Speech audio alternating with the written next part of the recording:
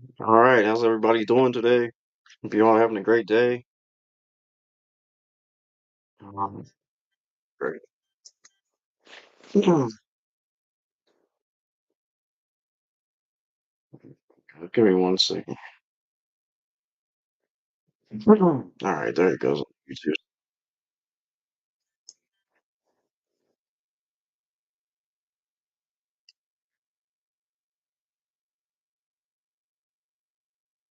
All right, so I guess we'll go ahead and start this off. Um, get to here and talk about it. So let me move this over to the side and switch the cameras.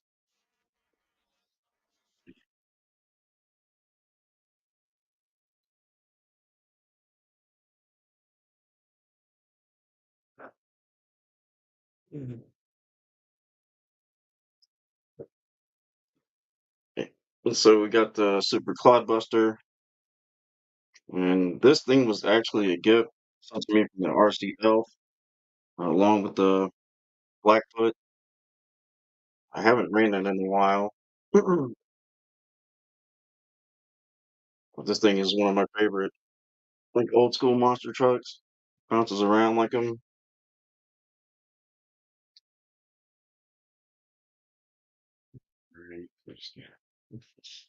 Here I am forgetting to look at the chat.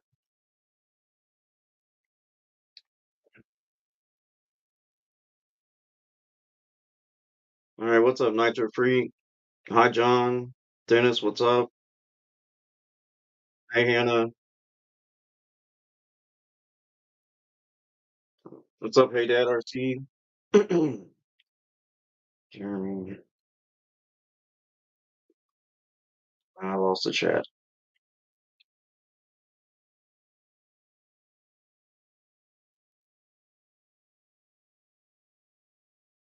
Stitch, what's up?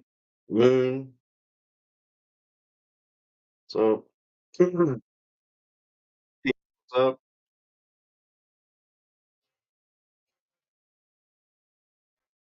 Oh, why did I do that?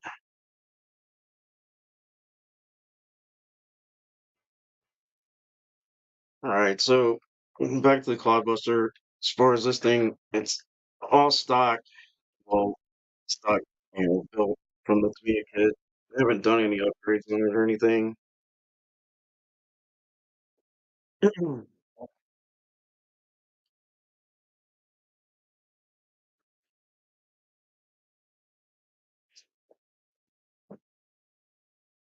Forget, I think this is what the 880 dual ESC. This thing runs dual motors, and it's a motor on axle.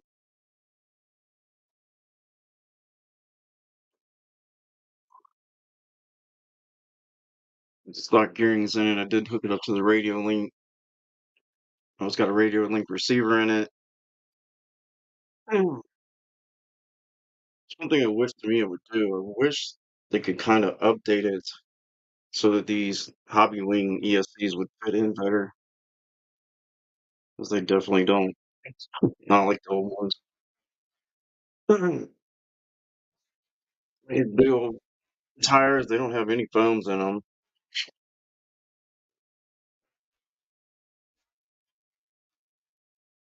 But this is definitely one of my favorite RCs, and just it bounces around like the old school monster trucks. It's a fun one to run. What's up, Fonzie?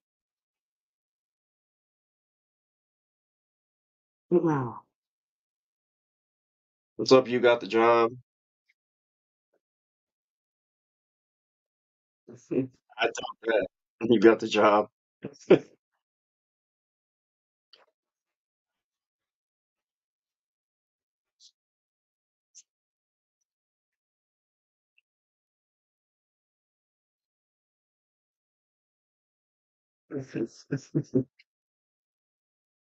Yeah, your Hot Wheels probably didn't stand a chance, did they, Nitro?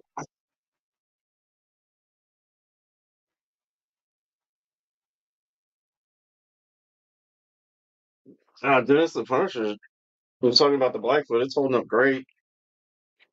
Got a couple scratches on it though. I mean, I rolled it over,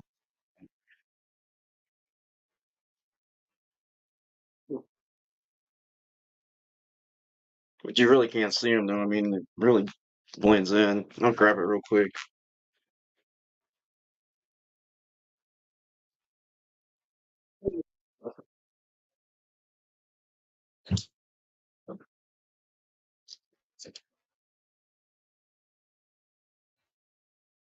That's the one thing too I started doing when building these things is I leave these lights loose, so when it rolls over, they can just fly backwards and forward.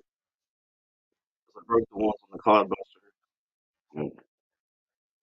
And, yeah, see, that's what I'm saying. Like I can't even really tell from where it rolled over. 'Cause I rolled it over on the concrete, but somewhere up in here on this side.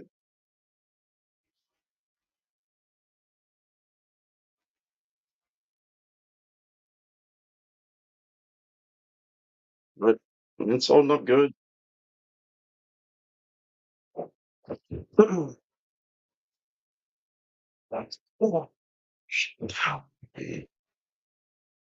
Hi, Marines and Army Mom. Hi, hot damn.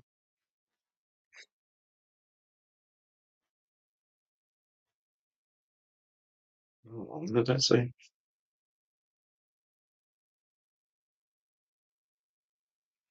Hi, Kenneth Bird.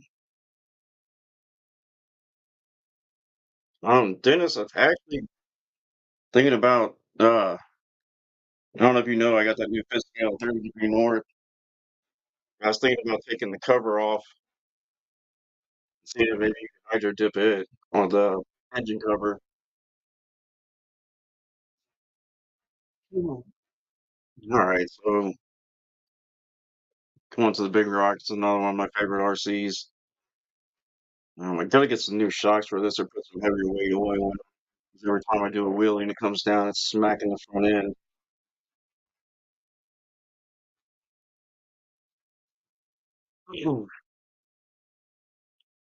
But out of all my armors, I've upgraded this one the most.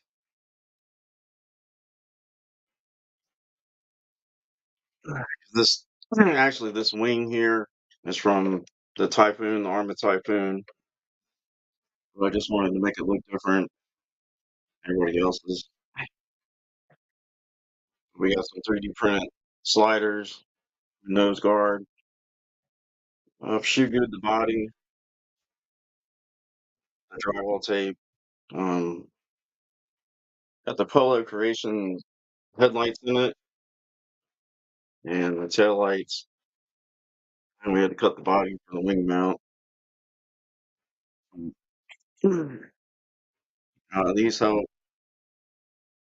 I think these were 413 RC made these, which they do.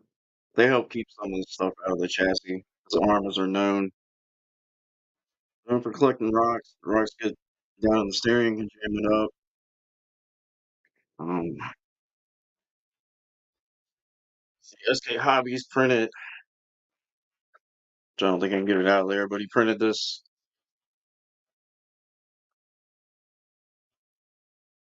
to go sit on the under the front of the motor because the armors are known. They smack down really hard, the motor will bend the motor plate, mess the gearing up. But on this one here, I've got the hot racing alloy diff yokes, front and rear. It's got the 4S differentials in it, so they're all metal. It's still running the stock gearing. Got the RCAWD rear axles in the back. So those are the green. I don't know if you guys can see that. I need to get a set for the front. And actually, I think I want to talk to them and get them to send me on another set. Um, two 30 millimeter fans to help cool the motor. Because these things motors do get hot in these. Hmm. Other than that, I really haven't done anything to it, but I definitely need to get the front shocks upgraded on it. Hey, Brooklyn chick.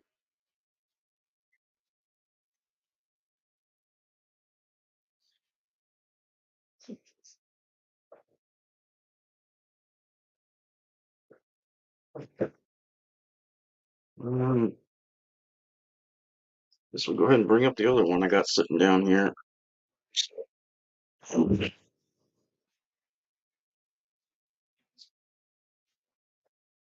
Oh, what's my sitting?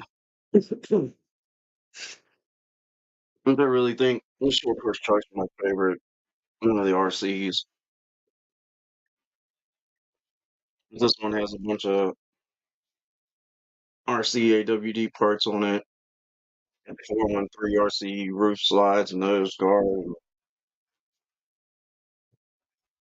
And putting lights in that one, just figured it just get broke. But someone's got the RC AWD shocks, the big four shocks. Has their diff yokes in it. Their center drive shaft support. This one's still running the stock 3S diffs. And upgraded all the pill balls to their metal pill balls. Which I don't know. Supposedly the arm of the composite ones wear out pretty fast. I love this thing. Oh, and it's got the RPM arms front and rear on it. Which I never broke the original ones, but figure with those on there, they're definitely not going to break. And these wheels, though these wheels were being cheap wheels, got them from AliExpress. I know they got them on Amazon too, but they're like 20 bucks more on Amazon. But they have where you can switch the hubs out. They have all the way from 12 to 17 mil, but you can put them in there, and the tires will last them pretty good. Mm.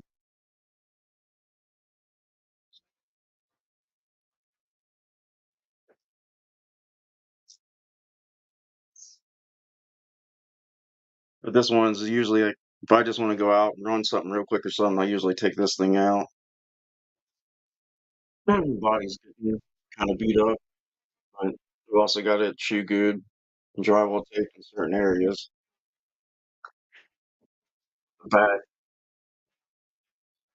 I know the back's getting kind of tore up on it and stuff. Um, got some holes right there getting ready to pop through. I guess I'm bending down and hitting the upper shock mount in the rear.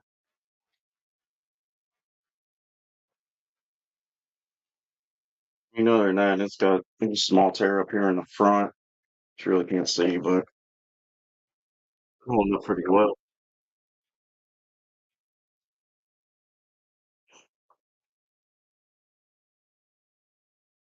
That's one thing I forgot too. I always, when I get these armors with that 3200 kV motor, first thing I do is get a set of Jones bearings, take the stock ones out, put them in. Because I actually had the motor locked up on this once, but I was able to get it freed up and working again. That was my fault for not cleaning it, getting sand, dust, and shit in it.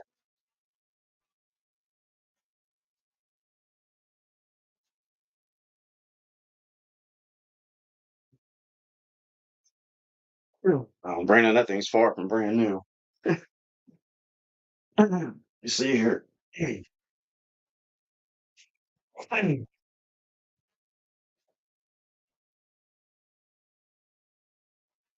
let's see. Got a big brother out. New Mojave 4S, which I haven't done anything into this stall. It's still all completely stock. I was kind of disappointed with this one though because of the body on it. I mean, literally 2 runs in, the body cracks, it broke. Back here in the back, down the seams. Tried fixing it with the shoe glue and drywall tape. I haven't ran it since I've done that, but it's split on both sides, right down through here. And then I've seen people with the other body that I think is blue and red. They're like front ends splitting on this seam here on the hood seam.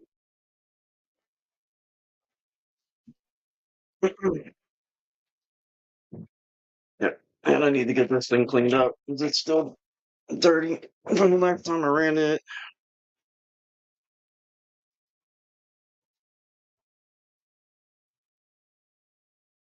which actually I can't wait to get this thing back out again. I had so much fun with this running it. It's got the 120 amp 4 ESC with Spectrum in it. And it's got the 2400 kV motor. I definitely need to get another fan on it. Some of those Surpass hobbies, those fans are pretty good on it. Keep the engine cool. I know a lot of people complaining about this. I know a lot of people drilled these holes out where the stage fits down into it. These here, but instead of drilling the chassis out, I just took my dremel, went around them, run those there, just sanded them down, get it to loosen up, let the sand go down, get out of the holes. 'Cause I know Earl Moorhead, his God, his was really stuck on. I've seen his video.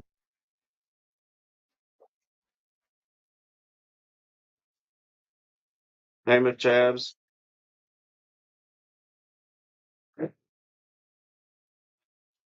Mm, I ain't even gonna get this back on here.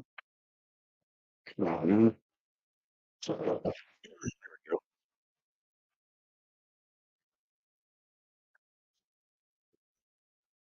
Uh, I don't know if anybody wants to come up. I'm gonna drop the link in the chat. What's up, G Carter? What is that? Like talk or whatever. I don't know.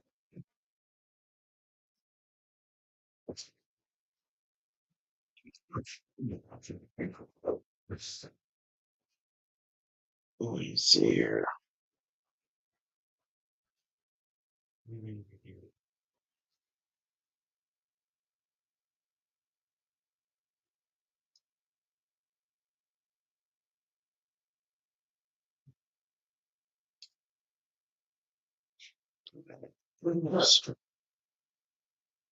Did that copy? Okay. What's up, Squirrel? Squirrel? What's up?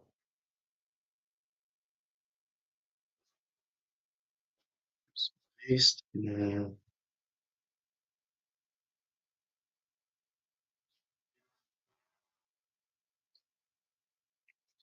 I'll take a look. Which one? Nitro, the Camaro, both of them? The truck? Actually, I got three of them.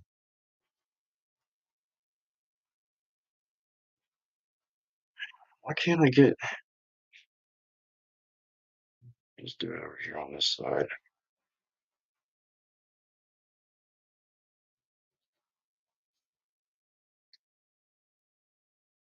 Guess if that works.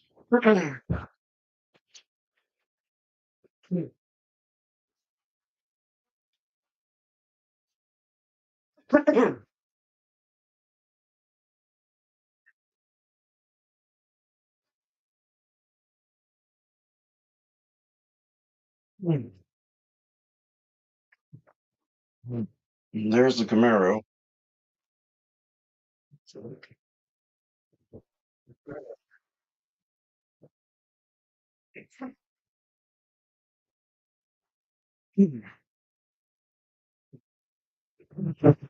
Yep.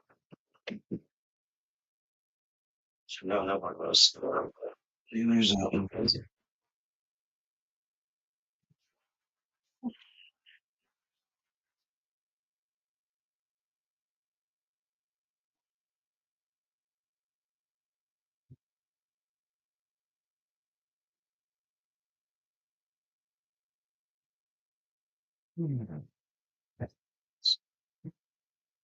Let's see. So these are all stock too. The Camaro, the truck, and the other one I got,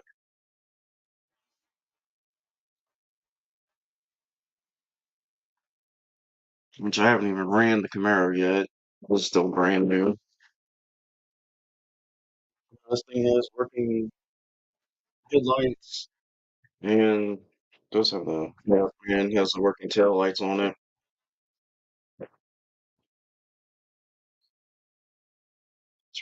But yes,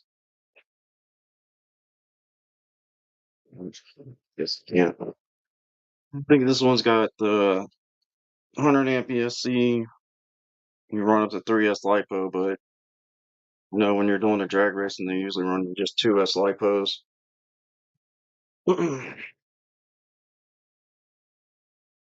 Something I don't like about express cars have lights.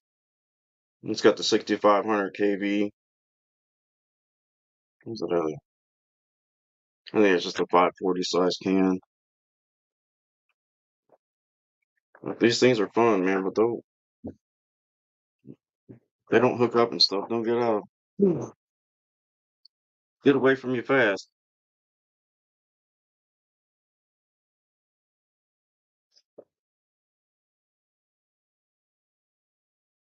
Got the Mickey Thompson tires on it. ET drags, front and rear. And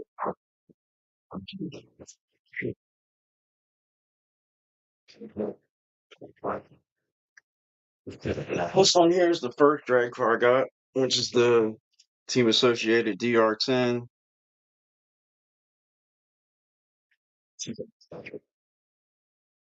This one isn't like the low seas. And this one has a completely plastic chassis, no headlights, no tail lights, but it has the Reedy SC600 brushless VSC, which I don't can't remember how many amps this thing is, but it also runs 2 to 3S. It's nowhere near as fast as the low seas. And it's got a 3300 kV Reedy 540 or 3650 motor in it. Uh, yep, I see you, Nitro. What up? What's up, man? So What's let's up? talk about this. Let's talk about that 69 Camaro for a minute. Here, I was going to show you something else too that I got. It's on here. I bought this from Dennis. So I'm probably going to put on this one here. Oh, sweet. So I think this is the JC or J Concepts. I think it's the 67 Camaro or 68 Camaro body. 68 body. It looks like it's got the hideaway headlights. Yeah. Yeah, it's a 68. Two Camaro drag cars. So the Summit Camaro. Hold on, let me grab it again.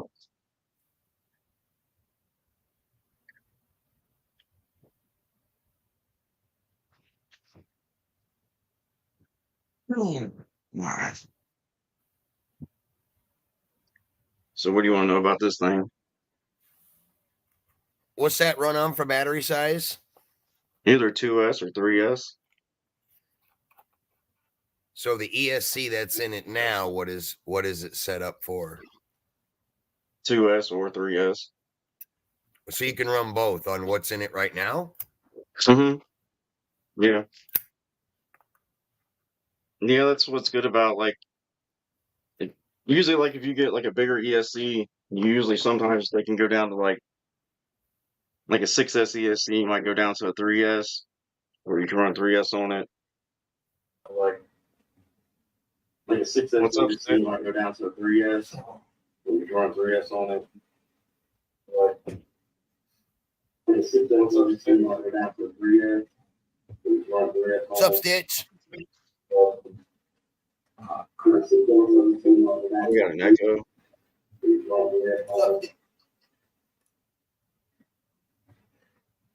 So when you bought that, was it all ready to run? Yeah, it was ready to go. Out why my audio is not working. You got a radio with it and everything? Yep, ready to run. Yeah. Now are they still making that, or is that completely discontinued? When I looked on there, it seemed like they were still making the red ones, but they said like they've got a blue one, which is the one I really wanted, but they have that one listed as discontinued. So I don't know. All right, you guys can hear me now? Yeah, we can hear Yeah. you. All right, cool. Hear you back more. Oh, I think that's why, because I think I got this for like $160 because they were getting rid of them. so you don't You want to got be on that YouTube? for $160? Oh, Yeah. How much do you love that thing? everything's still printing on me. I like them. I mean, really, the reason I got it was because I wanted to drag race with my niece. But with it being colder out now and stuff, I haven't got around to going and getting her and So I racing with tell her. you what, if you decide you ever want to sell that, I'll buy it from you. I'll pay you more than what you paid for it. I seen that coming. Only because of what's sitting behind you. Exactly. Dude, I tried to get one of them things forever when they came out. I could never get one. They were always, I mean, like when them things fucking first came out, everybody bought them things up like they were the latest, greatest thing. But it seemed like they lost popularity for some reason real quick. Like they sold a shitload of them. And then once everybody got them, a lot of people said they didn't like it. It wasn't what they thought it was going to be. And nobody ever bought them again. Then I noticed they dropped the price on them really bad. Like, I mean, when that thing first came out, it was expensive, or at least I thought. It didn't have a cheap price on it when they initially came out, but I think they're up around 400 or so. Right. Yeah, because I remember when they were like $400 or $500. Because I remember when my hobby shop first got them, he got 6 of them in, and I tried to get one, and he said all 6 that he had sitting on the front counter were all pre-ordered for other people, so he couldn't give me one. And I tried to get one then, and then he tried to get me one after those were picked up, but then they were all fucking out of stock for like months, and like he could never get a hold of any. So I was like, shit. Like nearly a year I tried to get a hold of one of those. I wanted one of those in the worst way. Like I you said, always you thought like this one too. that truck body was badass looking too. Yeah, that old Chevy pickup. Yeah. That's a cool truck. This is Yeah, 68 Kings Ford. RC.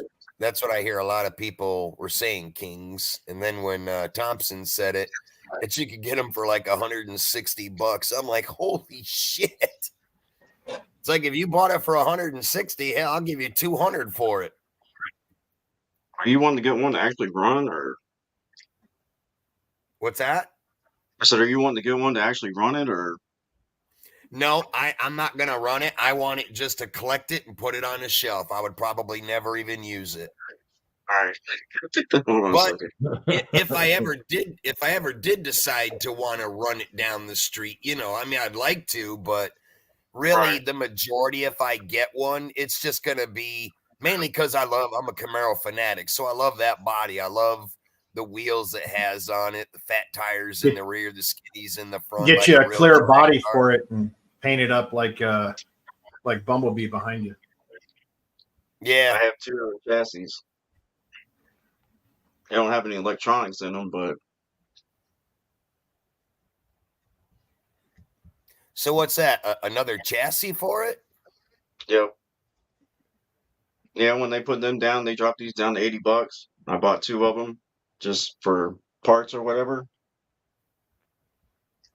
You see, How much? So that's just the chassis. So you'd have to buy the body. Yeah. If you buy the body, is it already painted, got the stickers on it, or does it come clear? I think No, they you got can get the, either or. yeah. I'm looking it up right now for you, Nitro. I think they're like Okay. 80 to $100 for that body, though. Yeah, the big thing is after the no prep community seen what Losi was doing, they said, well, I can do that with the Traxxas Slash. And that Yep. caused the end of that Losi car. Yeah, that's what Everybody killed it started because building you them. could buy the Trex and stuff cheaper. Right. And the body that Will has, that 68, 69, that blue body right there, I had a a guy come up to me and donate that for a raffle that I was doing for 011C. And nobody around here does that. None of the guys do the no prep. And I seen Will had the car, so I said, you know what? Who better than to use it than Will? Because I wasn't going to ship it all the way across the country. Right. Yeah, Dennis actually brought that down to the house when he brought the Blackfoot body. Hot damn, it is cold in the shop. That's why I'm fucking got a goddamn hoodie on and shit. That's why I didn't do a live today. Because if I did a live, it'd end up being hours. And I said, fuck that, man. It's too goddamn cold out here. I've been hiding in the house, fucking laying in bed watching TV all day. I only got out of bed, man, to come out here for fucking Will's live. That's it. Otherwise, I wouldn't even be on the damn computer. My wife's like, well, why don't you take the computer in the fucking bedroom? I'm like, yeah, I could have done that. Yeah, I made the little over a 3-hour drive to bring that body out to Will along with that Blackfoot body. Oh, no shit. Yeah, I mean, it's really not a big deal. I drive out there that way now probably twice a month just to go to crawler comp.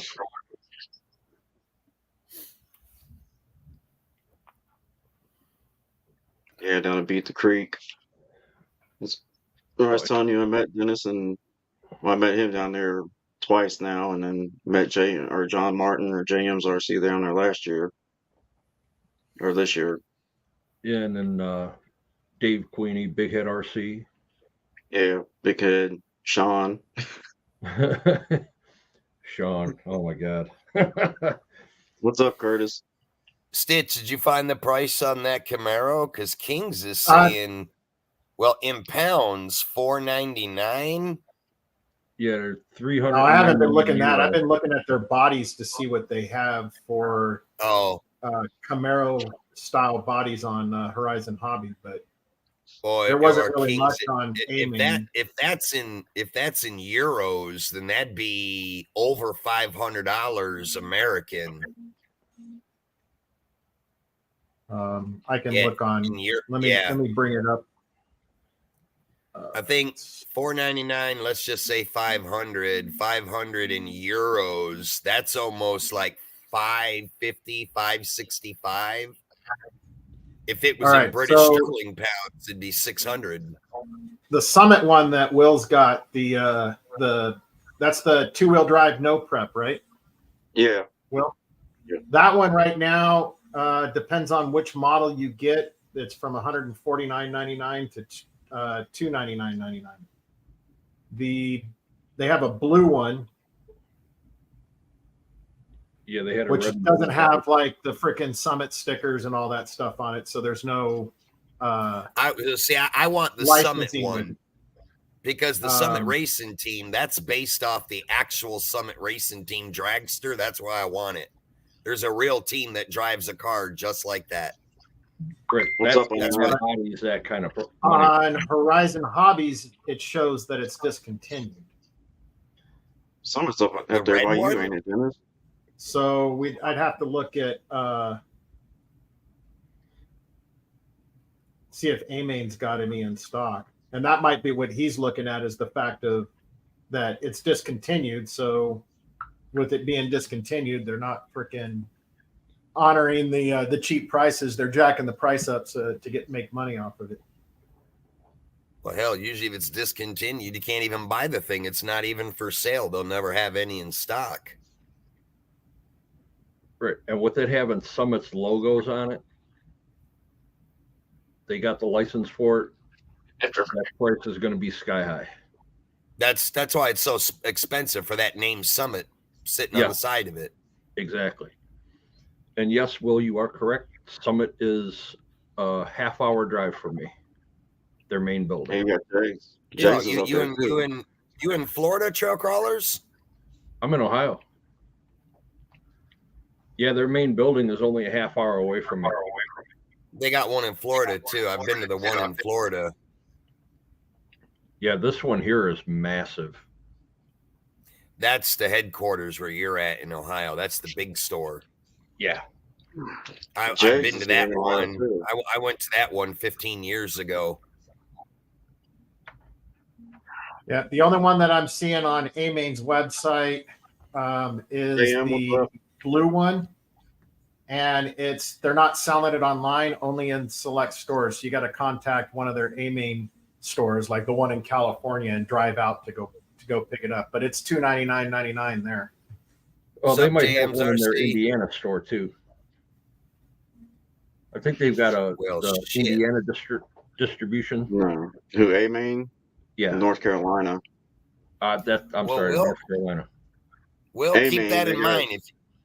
Keep that in No, I'm mind, sorry. Will. If you ever decide you want to sell that, Will, let me know. All right, Might get rid so of it. they have 2 available in Chino, California. It shows unavailable in Charlotte pickup. So right now it looks like they're all setting over in Chino, California. And that's just the blue one. That's not even the Summit Racing one. What were you saying about the Charlotte store? Because that warehouse the Charlotte A-Main is down the road from me. That's where I live. It shows that it doesn't show they're available.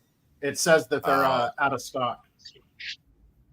Yeah, they never. It's not have saying that anything you can't walk in there and see if they will have one transferred from the Chino store over to you. They don't allow you to walk in there. It's their overflow warehouse for where Oh. all our local hobby shops order stuff. I've tried that. Yeah. Last year distribution I drove there and they wouldn't let me in. They're like, this is not an open like walk-through store. Well, they allow you to pick stuff up if you live in the area, but you can't go in and walk around. They have a front desk where you can pick up orders if you live right there, but they won't let you. You just can't buy anything from there. Yeah, you can't buy anything straight from there.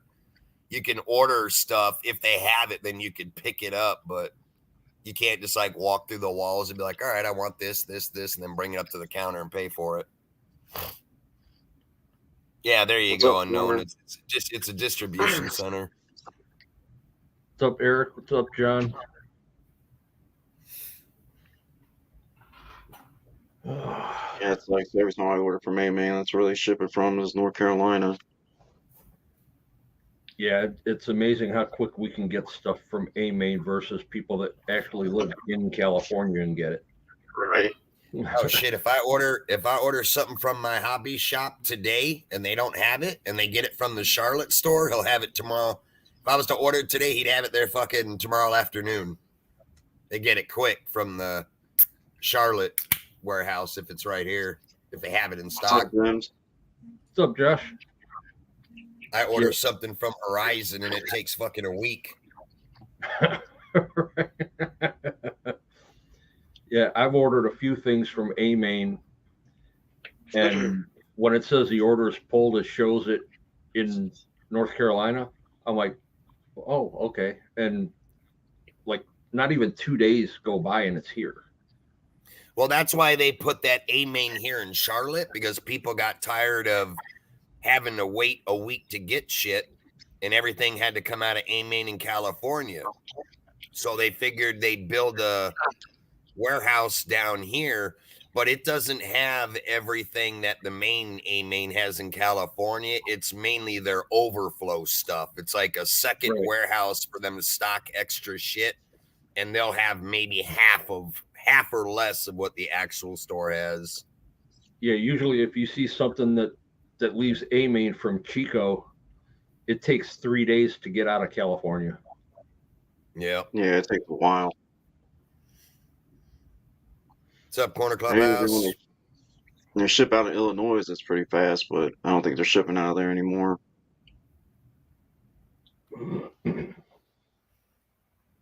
What's up, Sergeant J? What's up, Sergeant? Hey, Nitro. Check the private chat and look at this link I just found. Like, there's a guy that's selling a 1969 Camaro out here for freaking 19 grand. It's a fixer-upper, though. Let's take a look.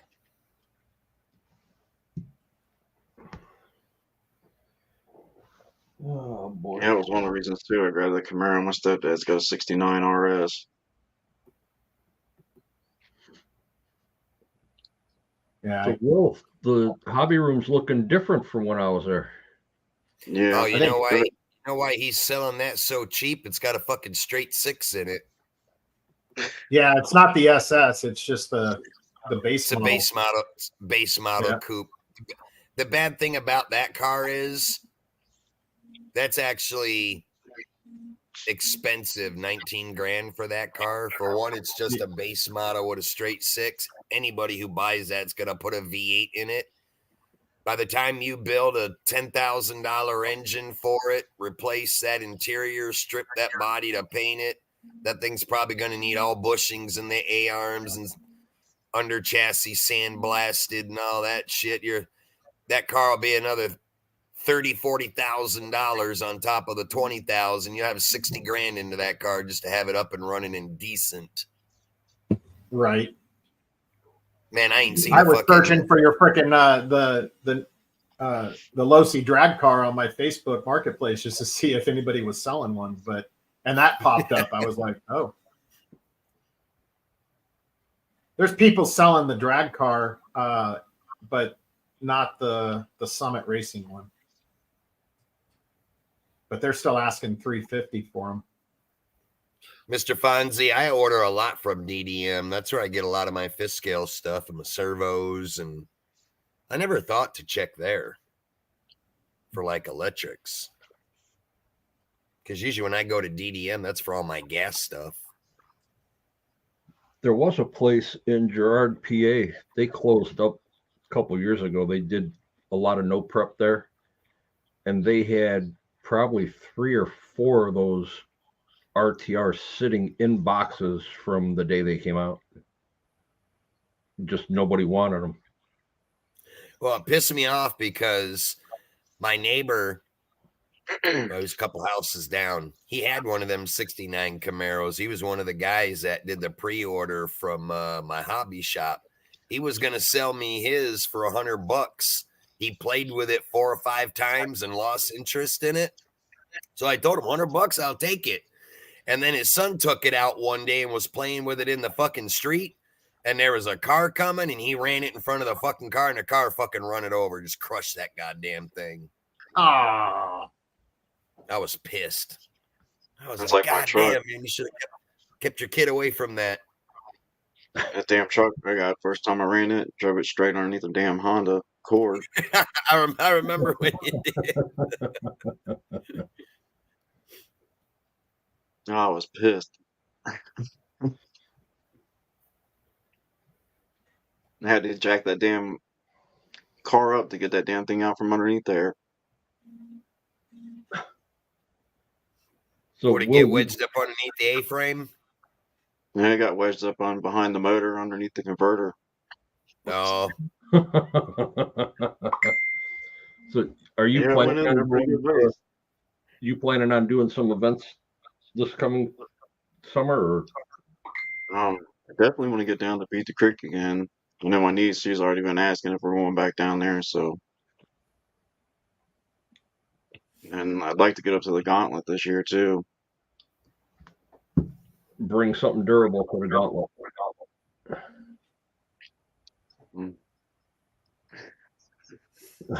Yeah, I've seen some of that shit they do up there. it's not an RC, but You're 3D that's what printed. I've been 3D printing. Hey, we don't want to see the toys you play with when you're taking a bath in the tub. He's sinking Actually, the this is for titanium my in the son, bathtub. and this is for his best friend. What's up, big movie fan? And they float. You mean they don't take on water? Nope. The question is, do they? And they're solid, so if it hits an iceberg, it won't sink. Do they there you float go. right side up or on their side? That's the question. Kingsley ran one of them into a culvert or something. And Joe Girding did. So- They destroyed that so damn the first thing. So the first time he wedged it underneath an 18-wheeler truck, Joe Girding did, Then 2 days later, he took it out for a fucking speed run down the street, and he got it up over 100 mile an hour, lost control of it, and it fucking wedged itself in a culvert. That shit was crazy. I remember that. I remember seeing the video of that, man. That was fucking nasty when he hit that culvert.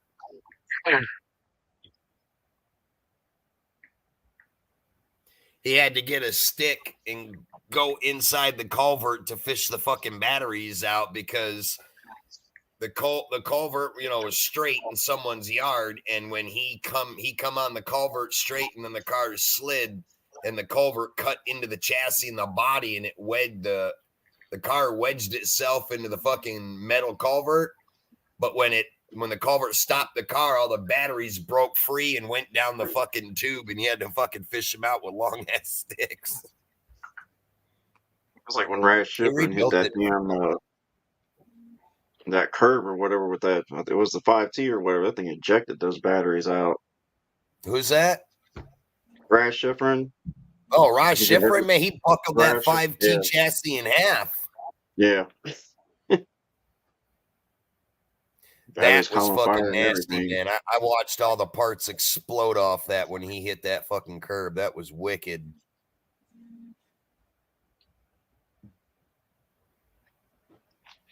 You ain't got no comps this weekend, Dennis?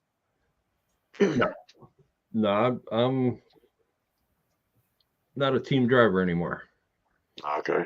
So I just do a couple little here and there with Jem's Hobbies and Truck Tech Joe. We'll go out and, like I said, I'll head down south. I'll drive 3 hours and hang out with those guys. Were you out with them today? No, it was live doing some crawling today. Yeah, I seen you in chat. No, I didn't get much sleep last night. I was going to take a ride out because I've got some stuff here I need to give them, but Sup, Just RC? Never had the chance to make it up. What's up, Just RC?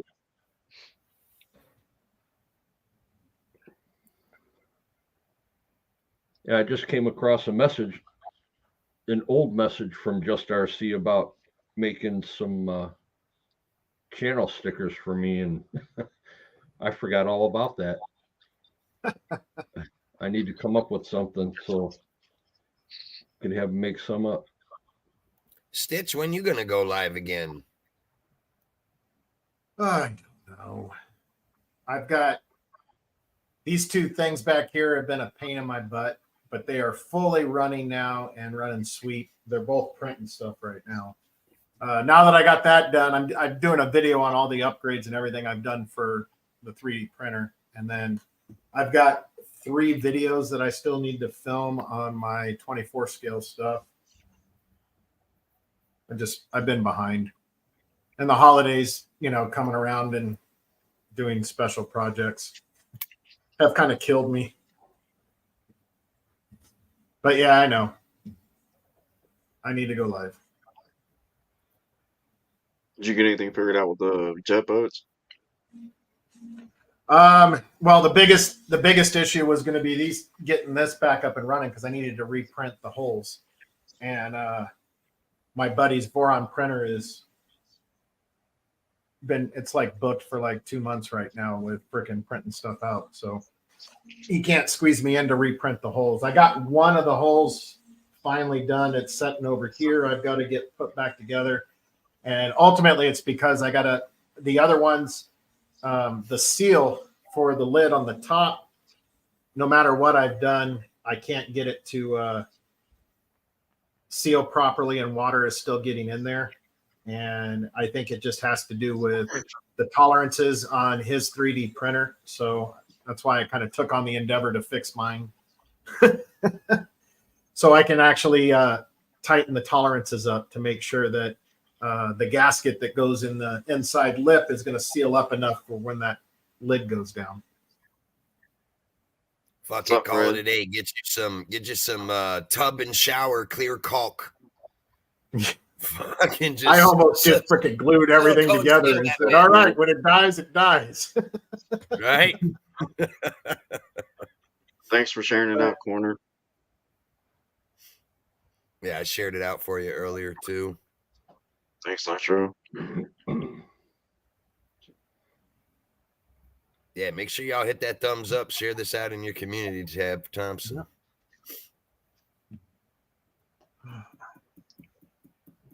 Yeah, I seen you go live. I'm like, oh, shit, I better jump on there and see what he's got going on. Joe Yeah, Carlos, Nitro's been hounding him. I ain't seen you in one of my live streams in a fucking year, man. What, you don't come over and say hello no more? Can't hang out with the gas guys? Who's that? Me? Yeah, you. Dude, I've just been busy. I've been so busy. And the times that you go on, oh my God.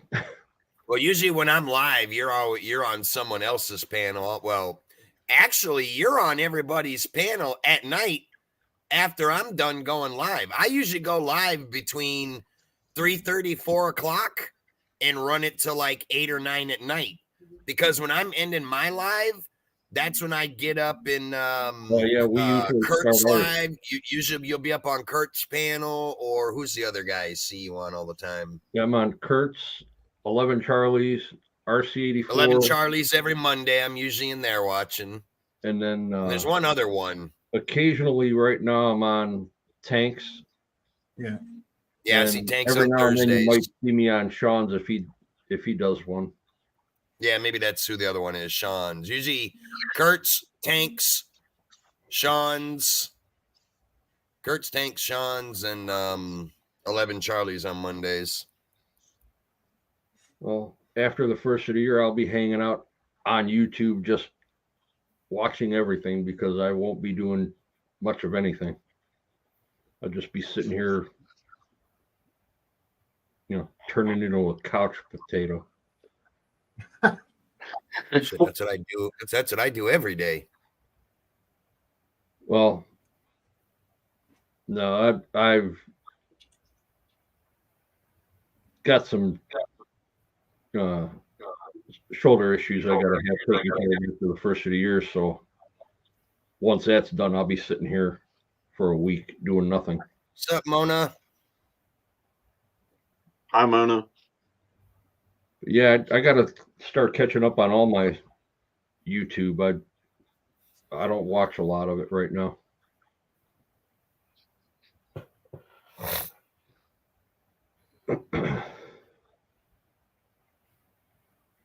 Like I said, I was going to go out to Gems today and bring some stuff out to them, and I didn't get any sleep last night. So I have to make it next weekend. Or I'll do it the week that I'm sitting home. Take a ride out, drop some stuff off, just hang out.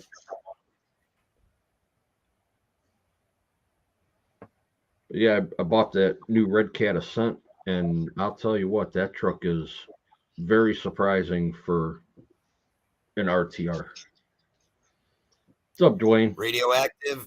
That's a good excuse. I like that one. That's a valid one. Yeah. The hobby shop. What's up, Radioactive? Says I'm late. I was at the hobby shop. That's a good one. He's always there.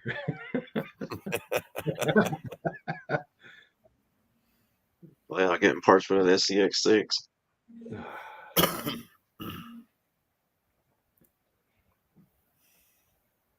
And once I'm all healed up, then I got to finish this build because that's got to go in May with me to Kentucky. I've got a limitless body that I have to hydro dip for Kurt's RC out of California.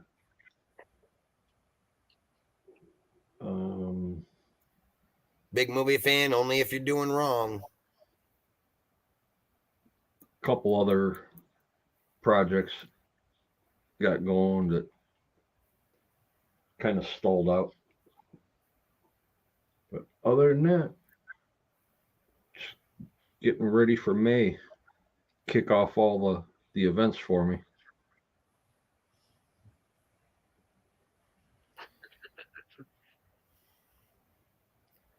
Stitch, we got to come up with some projects for you to come up with on that 3D printer. We got to see if we can get now you that to I've got them find. running good.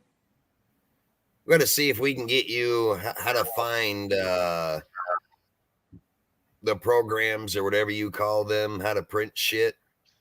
Get you to make a what's it called? I don't know what you would call it. Like a shock stand for the fifth scales for when we rebuild shocks. So you got, you can come up with some kind of stand to put the 4 shock tubes in to hold the shocks when we put the fluid in them and bleed the air out of them. Yep.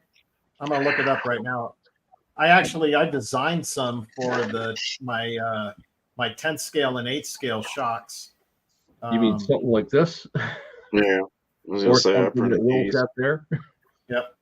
This is actually a tool holder that Will gave me. See, I wish I knew you guys who did 3D printing back then, because like for all my A scale shocks, you can 3D print them cheaper than buying them from like J Concepts and stuff. Because like I go to ProTech and J Concepts and just like buy their already pre-made stands like this that hold the shocks. But I mean, they're just pretty simple and not much thought to them. Just a bunch of holes to hold the shocks. But these goddamn things right here, man, they fucking charge you like $30 for one of these fucking things. So I printed this out too to hold all the speed bits. Yeah, see, I need something like that for all my fucking speed bits. And I'll have to get some more filament. I'm calling it like just black. mm-hmm. Black and yellow. Black and yellow. There you go. Black and yellow, black and yellow. Let's see here. See a lot of 8 scale ones, 10 scale. See, I printed this thing out too to hold the other. Yeah, those little tool holders and stuff are cool. Because you buy them through like a hobby shop, one of the name brand ones, man, you pay out the ass for them. Yeah, You're only paying for you're paying for like the ProTech name, ProLine, and all the other companies that fucking make those. They're probably dirt cheap to make, but because of the name that's advertised on it.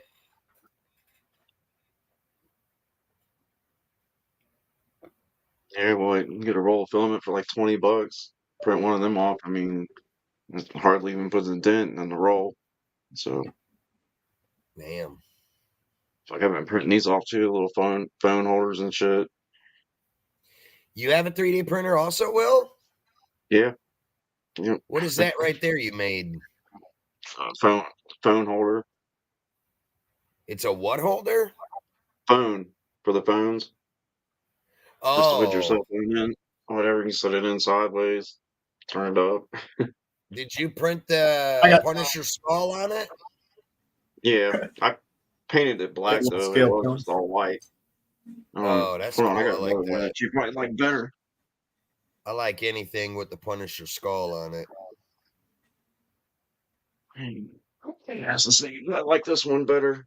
I need to finish painting it though. That's fucking awesome right there. It's got the bullets in the front and the back. You 3D printed that also? Yeah. That's funny. I think it took 11 hours to print that. Man, I gotta get up. I'll pay you to make me one of them, man. I like that. I'll make you one. How much bigger? You ever seen an X-Max before? An X-Max, yeah. Yeah. How much bigger is your shocks to an X-Max shock? Oh, well, fucking like 3 times the size. On a fifth scale, they're put it this way. Yeah, well, the X-Max is technically considered a fifth scale. That's why I was asking. I just happened to find one that somebody built it for rebuilding fifth scale X-Max shocks. This is how big the fucking springs are on a fifth scale. Like, this is my hand around this bitch. These are just the fucking springs. That's what, about 1.5 inches? You know, good question. Let me grab a tape measure and I can tell you. not everybody has the same size hands. Some have hands that can palm a basketball. Some have hands that can just palm a golf ball. They're pretty. I mean, they're pretty big. They're just under an inch and a half. Like four tick marks under an inch and a half. Actually, it's. Man, I can't see those numbers. My fucking. Let me get a magnifying glass. The spring from ring to ring is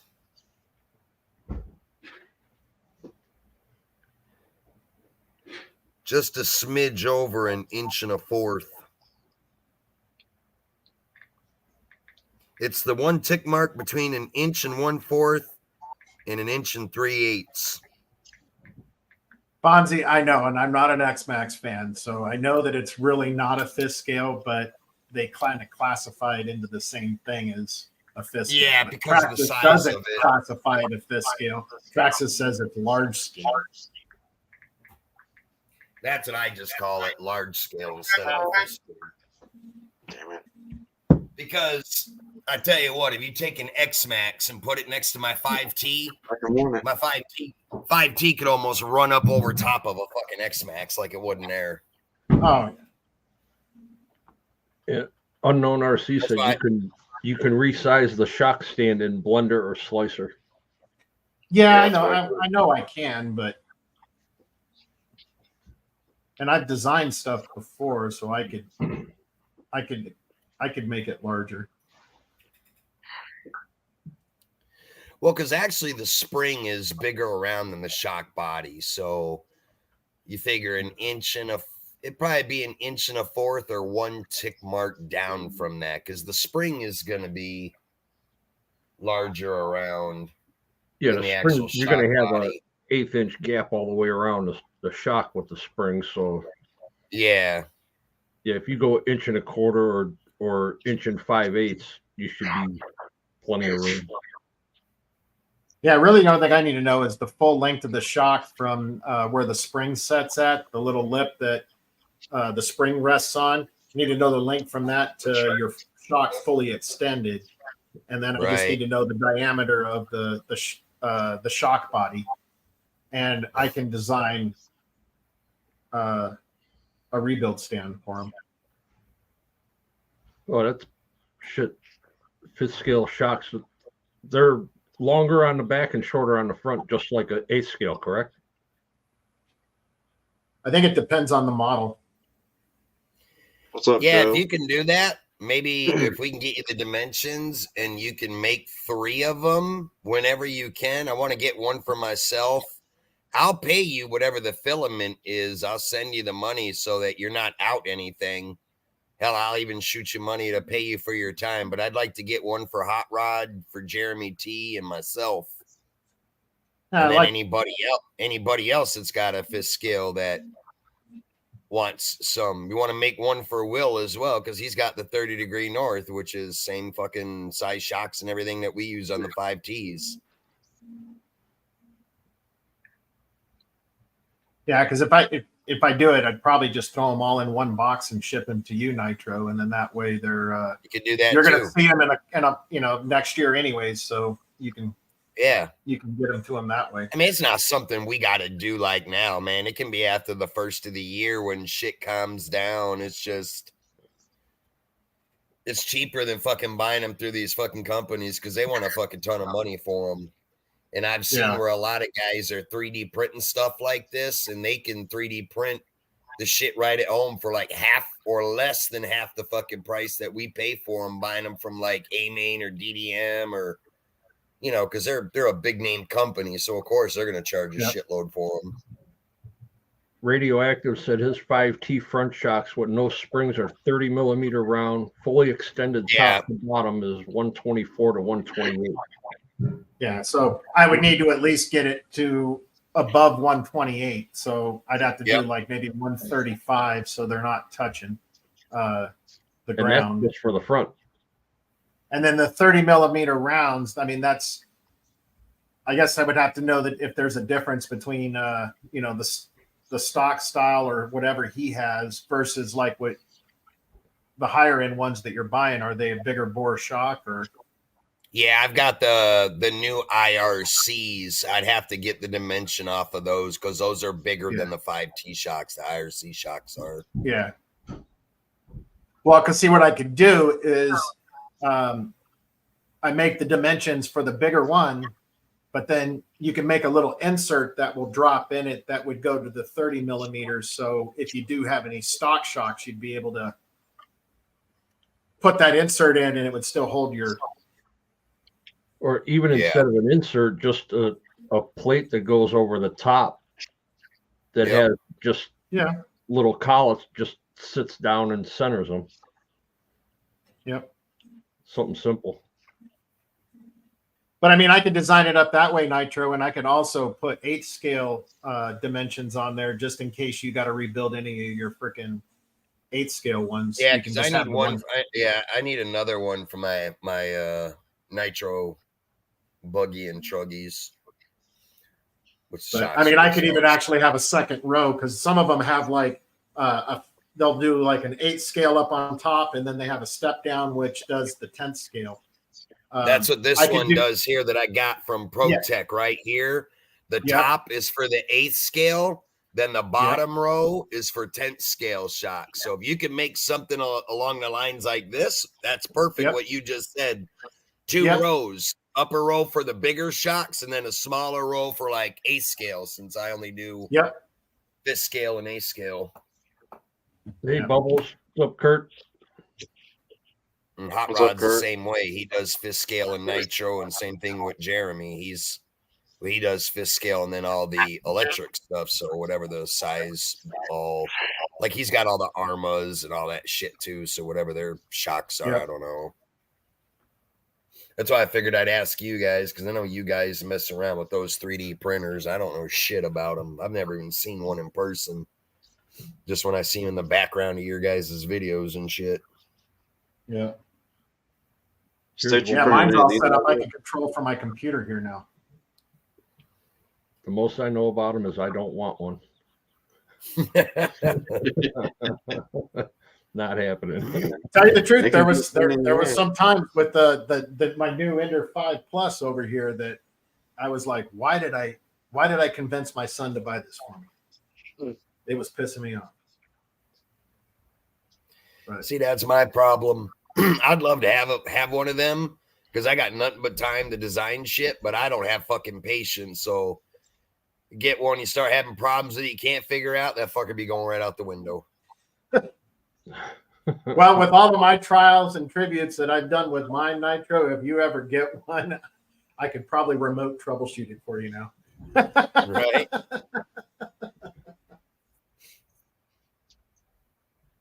I don't even think that thing's an Ender 5 anymore, but it's running good. I don't really have to do anything to it anymore. Radioactive says I have way too many. Need to delete a few and make room for the SCX6. Yeah, I think he's got 3 or 4 of them. Hell, with the technology some of you guys are doing with 3D printers, you can 3D print a whole fucking RC. Because I see you can do the chassis, the bodies, the transmission housings, fucking A-arms. I mean, you can almost 3D print everything. In the crawler world, like what Trail Crawler RC is, Thompson's got one. I've got some. With those crawlers, you can 3D print the whole damn thing, including you can the rims, the frickin', you can get basically rubber that you can 3D print to make the tires, and you can make the inserts that go into the tires. Yeah, the big thing on the trail and crawler side right now is the 3D printed inserts. Yep. The anti-foams. Yeah. And there's a buddy of ours, Chunky's Customs, 3D printed these trophies for me for an event that I did for 11 Charlie. Oh, wow. Nice. The helmet is resin printed, but everything else is 3D printed on here. And right now he's doing thumb steer wheels. He's got one hell of a talent. Kings RC is asking if you can choose the quality of the plastic when you print. Yeah, there's different types of plastic when you're printing. So there's like everyday plastic if you're going to use it inside your house and temperature isn't really a concern to melt it. He's probably looking at more like durability for when you print A-arms and stuff. Like, they got to be pretty fucking strong, especially like on a scale race rig, hitting jumps with it constantly and shit. Yeah, when it comes to that type of stuff, there are different types of plastics that you can get. Like ABS is good, but it's not as good as if you get it like ABS injected. Well, I was gonna say, like all the A-scale nitro race rigs, that shit is all like ABS injected molded plastic. It's not 3D printed, which that's the difference in the toughness. But I've seen a guy, what he would do is make he would 3D print a mold and then use that mold, and then he would heat up his ABS and pour it into the mold. Right.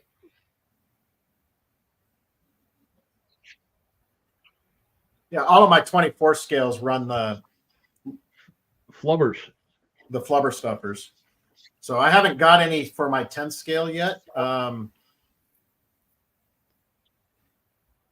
But I mean, I know this is similar to what they call like Ninja Flex, but I think that they're getting a special blend when it comes to theirs, because I've printed some stuff in Ninja Flex and kind of tested it in squishiness wise, and Ninja Flex really isn't the as flexible as whatever they're using.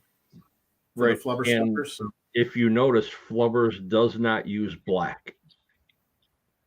Yes, they use a lot of they primarily use like this purple, and then they have like a freaking neon green one.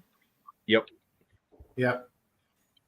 Because that's the only colors that he wants to use with the filament that he uses. I ran into him at Great Lakes Gauntlet this year, and nice guy, great product. Just didn't have anything with him to sell. Of course he would show up there and not have anything to sell. He had just display.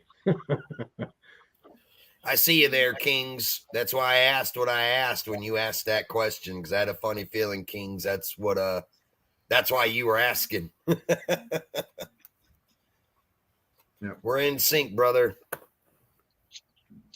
I mean, I can try. I've got a couple of files for one of my Armas to print the A-arms. I could try printing it, put it on one of mine, and send it off a jump and see how it lasts. I've got ABS, so I can print an ABS. I could try it and see. But I think if you want something stronger, it would be designing the A-arm and then making a mold out of it and then pouring, heating up the ABS and pouring it in. You'd get a instead of it being layered on each other, would be a solid pour. Yeah. So what you're saying, if I wanted you to do it in a carbon fiber, that's not going to hold. It's just going to explode. That's another thing I was going to ask you guys. Those 3D printers that you have, you do carbon fiber with those as well?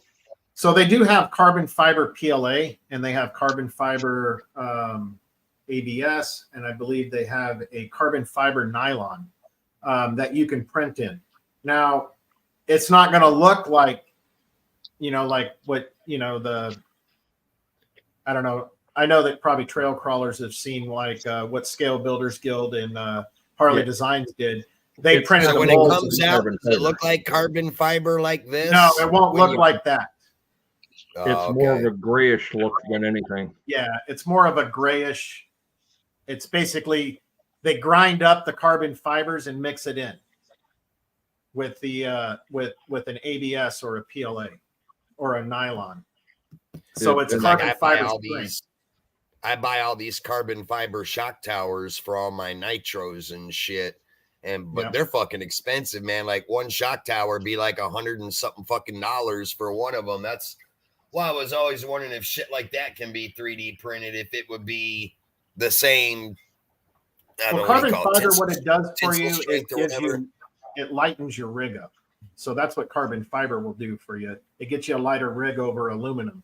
But the and I guess it would depends on if you get the right kind of aluminum and make it the same thickness as your carbon fiber. They're very close to the same weight. It's just carbon fiber is just a little bit lighter on it.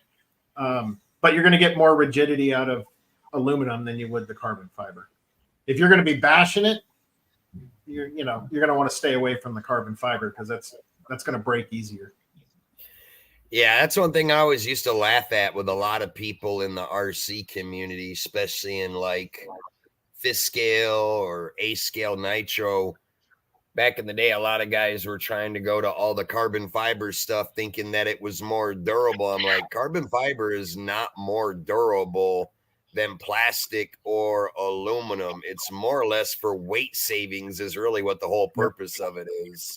It's more flexible. It's a weight saver. Yeah, it is more flexible. So you're going to get more flexing out of the carbon it's fiber. Definitely flexible. See, like with my comp trucks, I have a carbon fiber chassis and I have a G10 chassis. Mm-hmm. The G10 is stronger, but the carbon fiber is lighter. That's the only difference between the two. But in that instance, when it comes to your to the chassis and stuff like that, you're able to control your weight distribution there. So you're taking away a little bit of the weight that it would be from the like your G6 chassis that you were talking about that's probably like an aluminum based chassis. You're taking some of the weight out of there so you can get more weight lower. You can put some lower weight down there too. Well, the reason we use the carbon fiber or G10 chassis is you lose the weight of the aluminum or a steel chassis.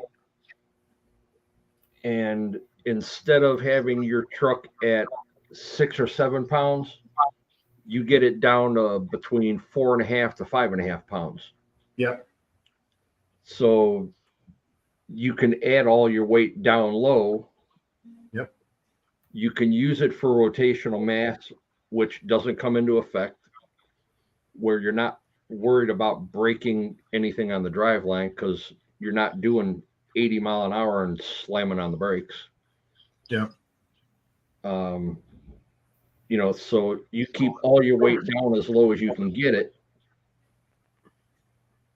Because I have one truck right now is built at 6.5 pounds, and the other one is just a hair shy of 5. Yep. And it gives you more windows as far as what axles to use, what transmissions to use, your electronic placement. So you can move your weight bias around, like Stitch was saying, but it could also hurt you. Well, it depends. You got to be smart where you're putting your weight. Right now, like you want to build something that's going to be strong and lightweight. Build it out of titanium, Nitro. Yeah, you know how much fucking titanium is expensive, right? I've got some of the titanium pipes on my fucking fifth scales. You know what them fucking pipes cost? I've got the new Red Cat. Was a couple of pennies. The new Red Cat Ascent is basically an introductory truck for comp people. Yep. Flat rail chassis. It's an LCG setup, but that truck weighs 6.5 pounds, and the weight bias from the factory is 60-40 perfect. Yep. But you can trail the truck, you can do whatever with it, and the truck does, like I said, it does have some weight to it. And DSM came up with some stuff for it. They came up with a carbon fiber chassis to lose a pound of weight. Other people have come up with some other stuff, but it's under $300. You don't want to turn it into $1,000 truck overnight. You're going to get the new one they just came out with? The new Danchi? No. That is just it's basically taking last year's winner in the pig contest and putting different makeup on it. It's the same underbody. Did a couple different things with the electronics, and they put a new body, which they took the body from the Ascent, the blue and the red one, and they just did a revamp on them. I mean, they are a nice looking truck for the price, and something to get your kids to go and hang out with you, so they're not running your $1,000 rig and destroying it. Yeah. But yeah, it's there's a lot of new stuff that's coming out, a lot of new stuff that came out, and I'm really anxious to see what comes out after the first of the year, because everybody has new projects that are on their way out that have been on the table for 2 years. What's up, JC? So I can't wait to see what everybody drops after the first of the year for these new releases. Yeah. What do you think about that new CJ7? I like it. They could have went with a shorter shock on it. It does sit too high in my book. Instead of a 110 millimeter shock, they could have put a 90 on it, lower the center of gravity, make it a little bit more user friendly. But I mean, they knocked that one out of the park. They did a really, really nice job on that one. Yeah, it does look good for sure. I was thinking about seeing if I maybe get that body and throw it on my Bronco. What's up, Kurt's RC? Welcome in. Well, you could probably get the body for $599. I don't know if they're going to have that body available right away yet.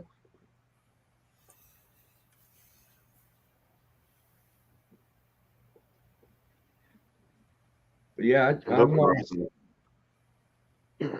I was where Frank's at for a while with the racing and all the high speed. And then this guy on this shoulder says, do it, do it, do it. This guy on this shoulder said, speed kills, quit doing it. That's what this guy on this shoulder told me. That's why I'm not racing anymore, man. Racing's got so fucking expensive here. I don't know how some of these guys are doing it nowadays. Because I tell you what, when I was doing A-scale nitro racing, me and Hot Rod, we would travel from state to state together, meet up. And I know me, I was spending literally $1,000 every race I was going to after I paid for food and gas, traveling, hotel for a couple of nights, entry fees and all that shit. Then if you broke anything during practice and parts, it got too expensive. That's actually cheaper. That's actually cheaper from when it was when I was racing. Well, it was a lot cheaper probably when you were racing, because hell, entry fees now for most of the races here in the US, if you're doing the race time entertainment events, it can be $100 to $125 per class.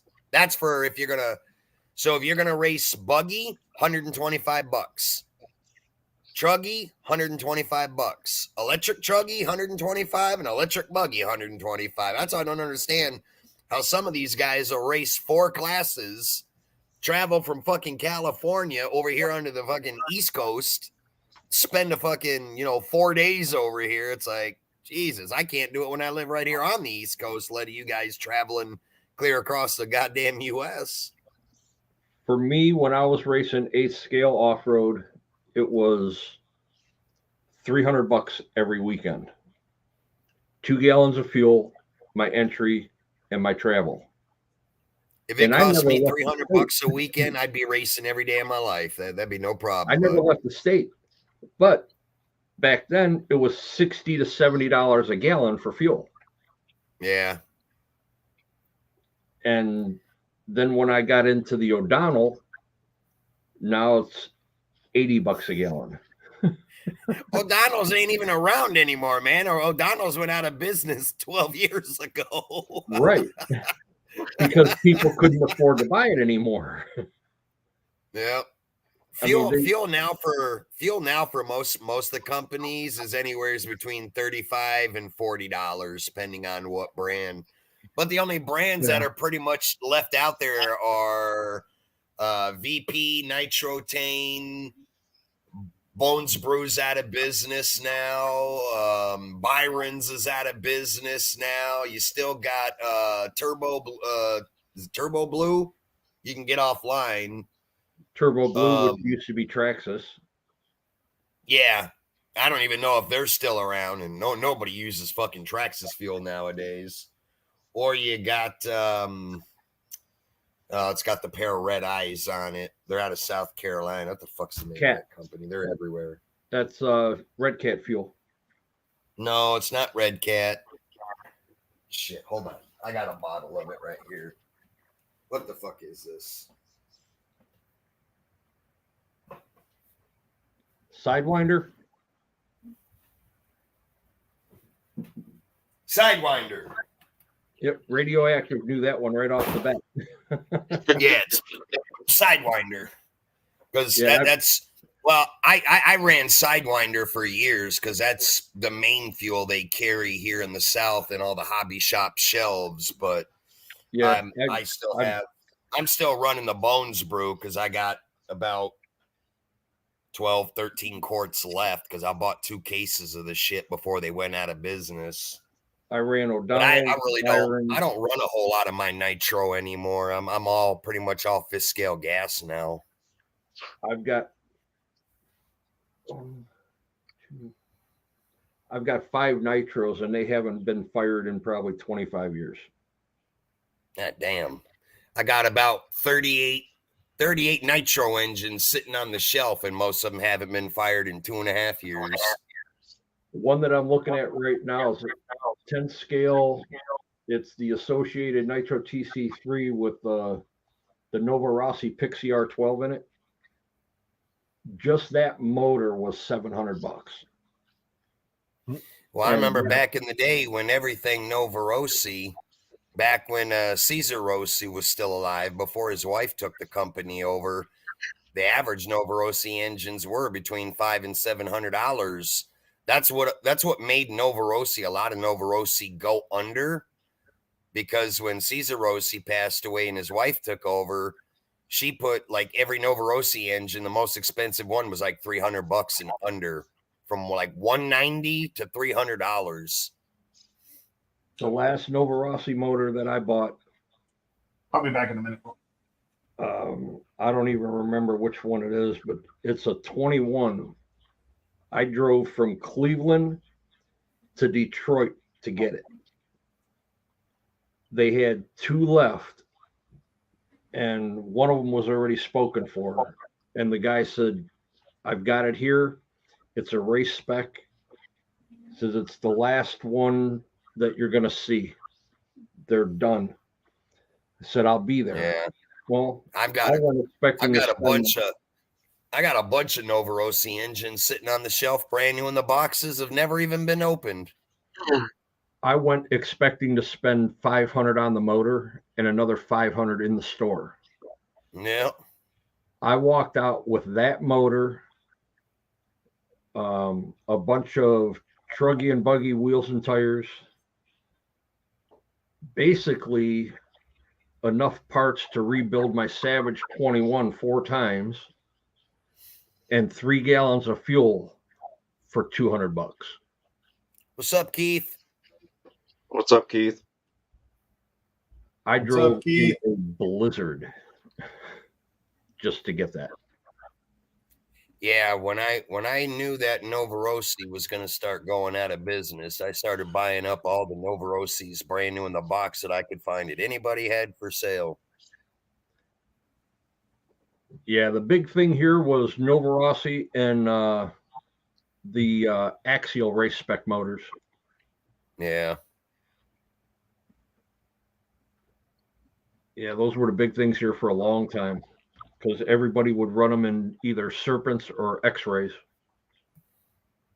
there wasn't a lot of us here that ran the Kyoshos or even the radioactive scale. I saw you up there mentioning Omega Fuel. Omega Fuel is still around. My hobby shop has shitloads of that on the shelf.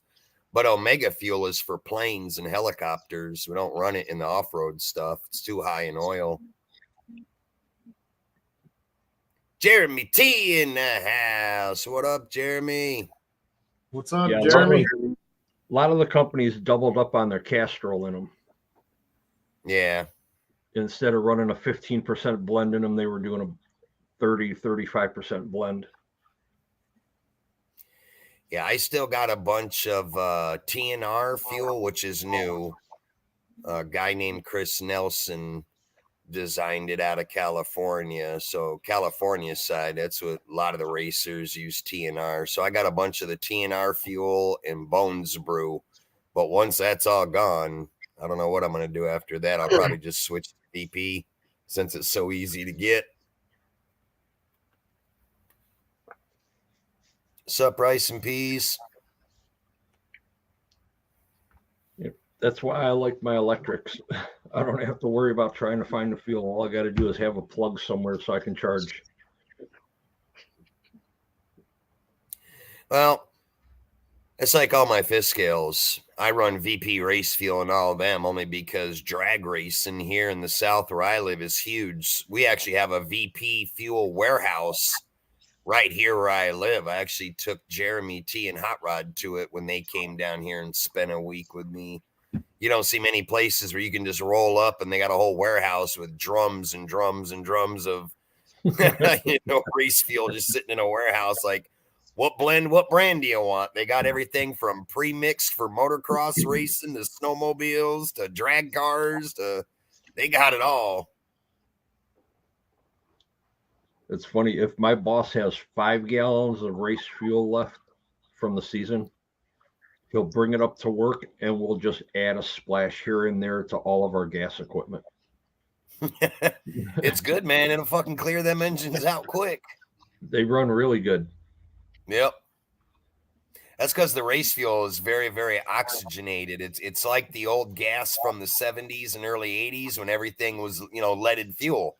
That's basically all race fuel is. It's heavy leaded and highly oxygenated. Same thing with avgas. I run aviation fuel in the Camaro. If something happens where I need fuel right away and the warehouse is closed down or something and I can't go get a couple of 5-gallon pails of race fuel, I'll go down to the local airport and get some of the 115, 118 octane avgas. I used to run the avgas in my fucking riding lawnmower. Holy shit, man. That thing was like riding a shifter cart. It made that fucking engine run so much better and knocked all the carbon off the piston crown and the valves and everything, clean an engine right out. Cut that grass in 3.5 seconds. Yep. Running in a fucking chainsaw, a weed eater is fucking wicked. It smells so nice too. Yep. Oh, yeah.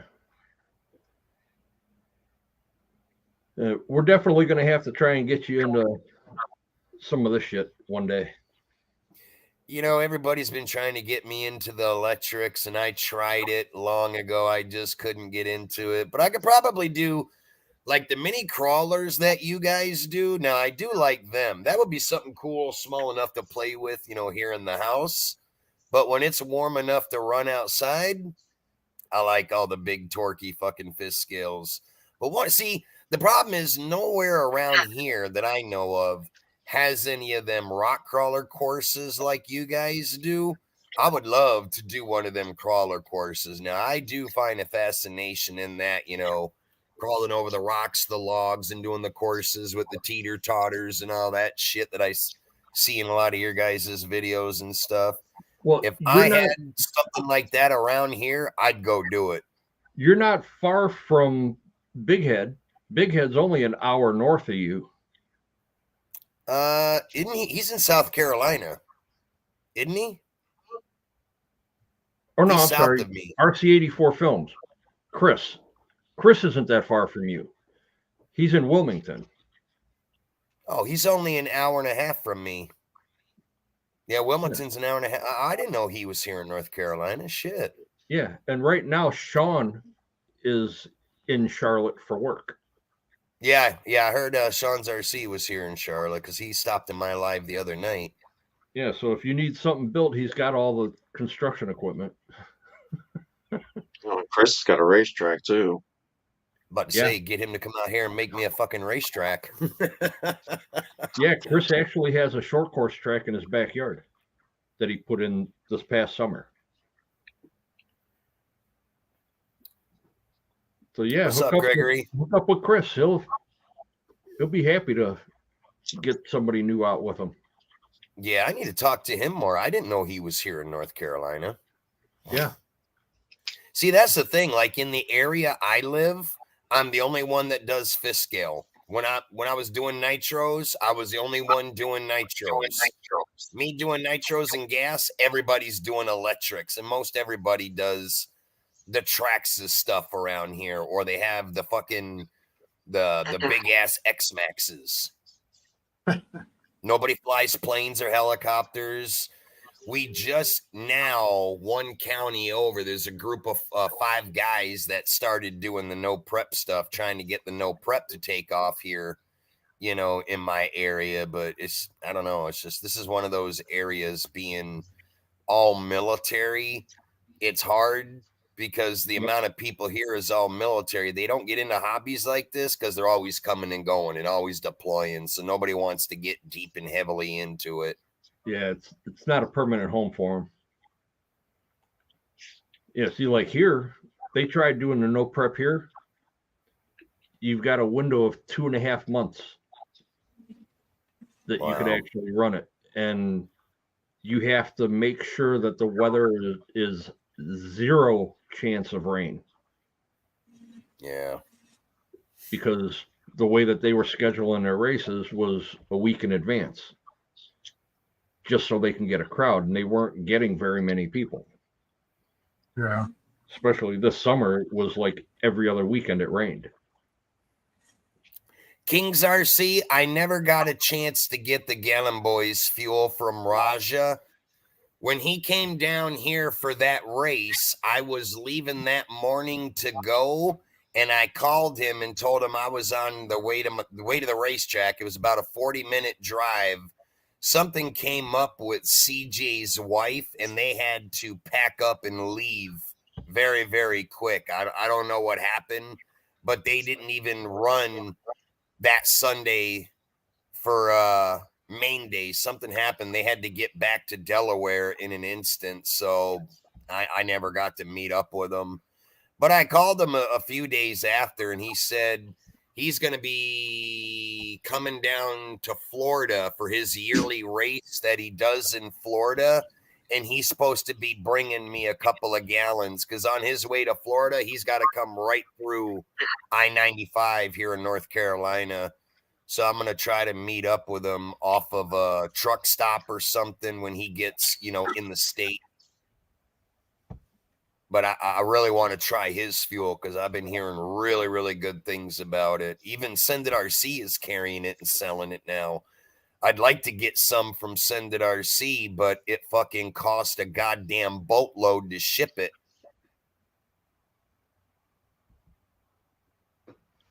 That's the problem I had with TNR. Chris Nelson had sent me a couple of gallons to try out and just kind of test it. And I loved it and I ran all through it. So then I was going to order some from him online. The fuel itself was about $48 a gallon, but then it would be $60 shipping per gallon. I was going to pay more in shipping than I was for the fuel because of the EPA regulations.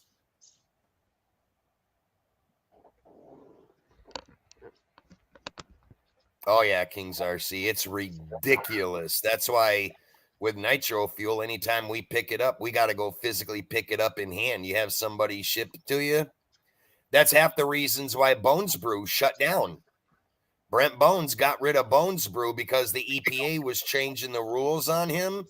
You used to be able to buy 3 gallons. I think it was 3 gallons.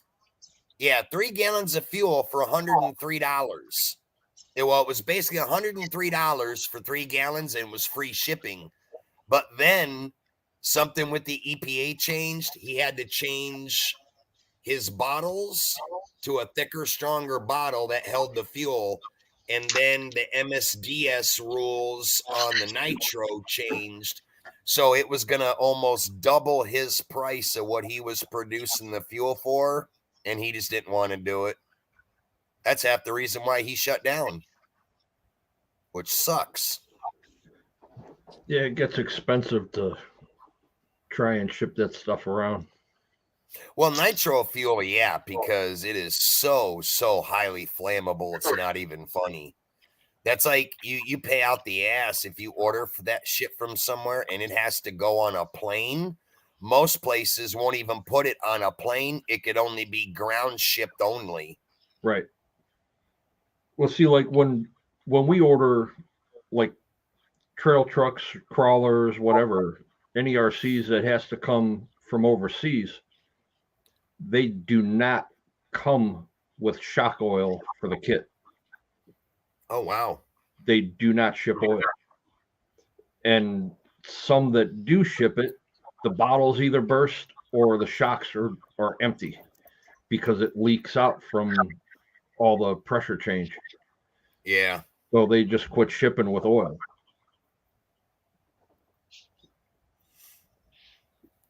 You know, like this truck behind me, you get that kit, you do not get shock oil. You do not get the grease. Wow. You have to just get your own. They don't want to take a chance of any kind of contamination on anything. So, Right. I get it. Bottle of shock oil, $8, big deal. But when it comes to the fuel like that, yeah, that's you gotta. Well, that's the same thing with Raj 11. He figured out how to do his own home brew and he sells it in the gallons, but he won't ship it because the classes that he'd have to go to ship it and all the MSDS and EPA rules he'd have to abide by. He looked into it and I talked to him on the phone one time and, because I was asked, I said, man, I'd love to get some of your fuel. But he lives in Delaware. I said, what do I got to do to get you? I was like, I'll pay the shipping. He's like, that's fine, but you're not going to like the price. When he told me what the price of the shipping would have been, I was like, oh, you might as well just keep that shit. We'll meet up in person the next time you're down south, bro. Costs more than what you're paying for the fuel. Yeah, like double what the price of the damn fuel is. Like it wouldn't even make any sense to order it. Yep.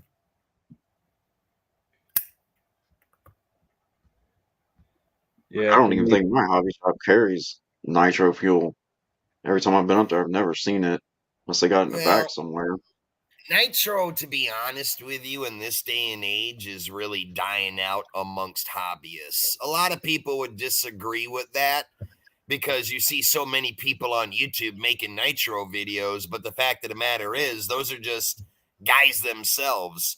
As the nitro hobby in a whole, look at all the companies that have shut down and closed. There's a reason why all these nitro companies have closed. One, nobody's buying this shit. They're not selling it like they used to. And with all the environmental rules changing on nitro as a hobby, these companies don't want to deal with having to raise the prices of everything because what we used to get nitro anything at a good deal, them good deals and cheap prices are all gone now. Like nitro has gone up so horribly in the fuel, the parts, even the engines have all gone up. I mean, yeah, nobody's just doing it. The electric world has taken over horribly, and I mean, it's not a bad thing. I mean, but it's a that's slow the way fade. of the world now. A slow fade is what it is right now. And well, you got to look at society too. Look at this generation of kids. Messing around with engines and tuning carburetors is a lost art. Kids nowadays don't do that shit. They want to get into a hobby and play with cars. It's simple and easy to go buy a battery, this is plug it into a wall, charge it, and go out and play with it. There's no engine break-in. There's no tuning a carburetor, no testing and tuning of everything to get optimal performance out of it. It's too nerve-wracking. Hell, half the shit that I bought over the years in nitro, I end up getting from people that are first timers coming into nitro, buy all the high end shit, then they put it all together and then try to do an engine break-in or try to tune it. They can't tune it, they can't get it broke in, and they get frustrated with it, and then it sits up on the shelf till they get tired of looking at it. And then they put it up on Facebook Marketplace for sale and just say, make me an offer on it. And I'd see all them guys and I'd buy all that shit up fucking dirt ass cheap because they just want to get rid of it. And most of them would be like, I'll trade you a nitro for a ready to run electric. Yeah. I see that all the time around here. The problem is they're just too lazy, and they want to spend all their time on computers. They Well, don't that's what want to it take is. the time to learn a physical, hands-on hobby. That's like a lot of guys always ask me in my live streams, well, you do all them big fifth scale two-stroke engines. How easy is it to get into that hobby? I'm like, well, if you're going to ask me that, I know that like the fucking back of my hand. It's fucking simple as hell. But I also have a very extensive background in automotive and engines and engine building and two-strokes and dirt bikes and stuff. So this is all general knowledge to me. I always tell them, if you don't know shit about the internal combustion engine and you've never tuned a carburetor and you don't have the patience to even want to learn it, don't even bother getting into it because you're going to waste your money.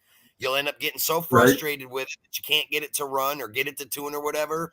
You're either going to destroy it or you're going to fuck around with it 2 or 3 times, get frustrated, and it's just going to sit in your garage or whatever.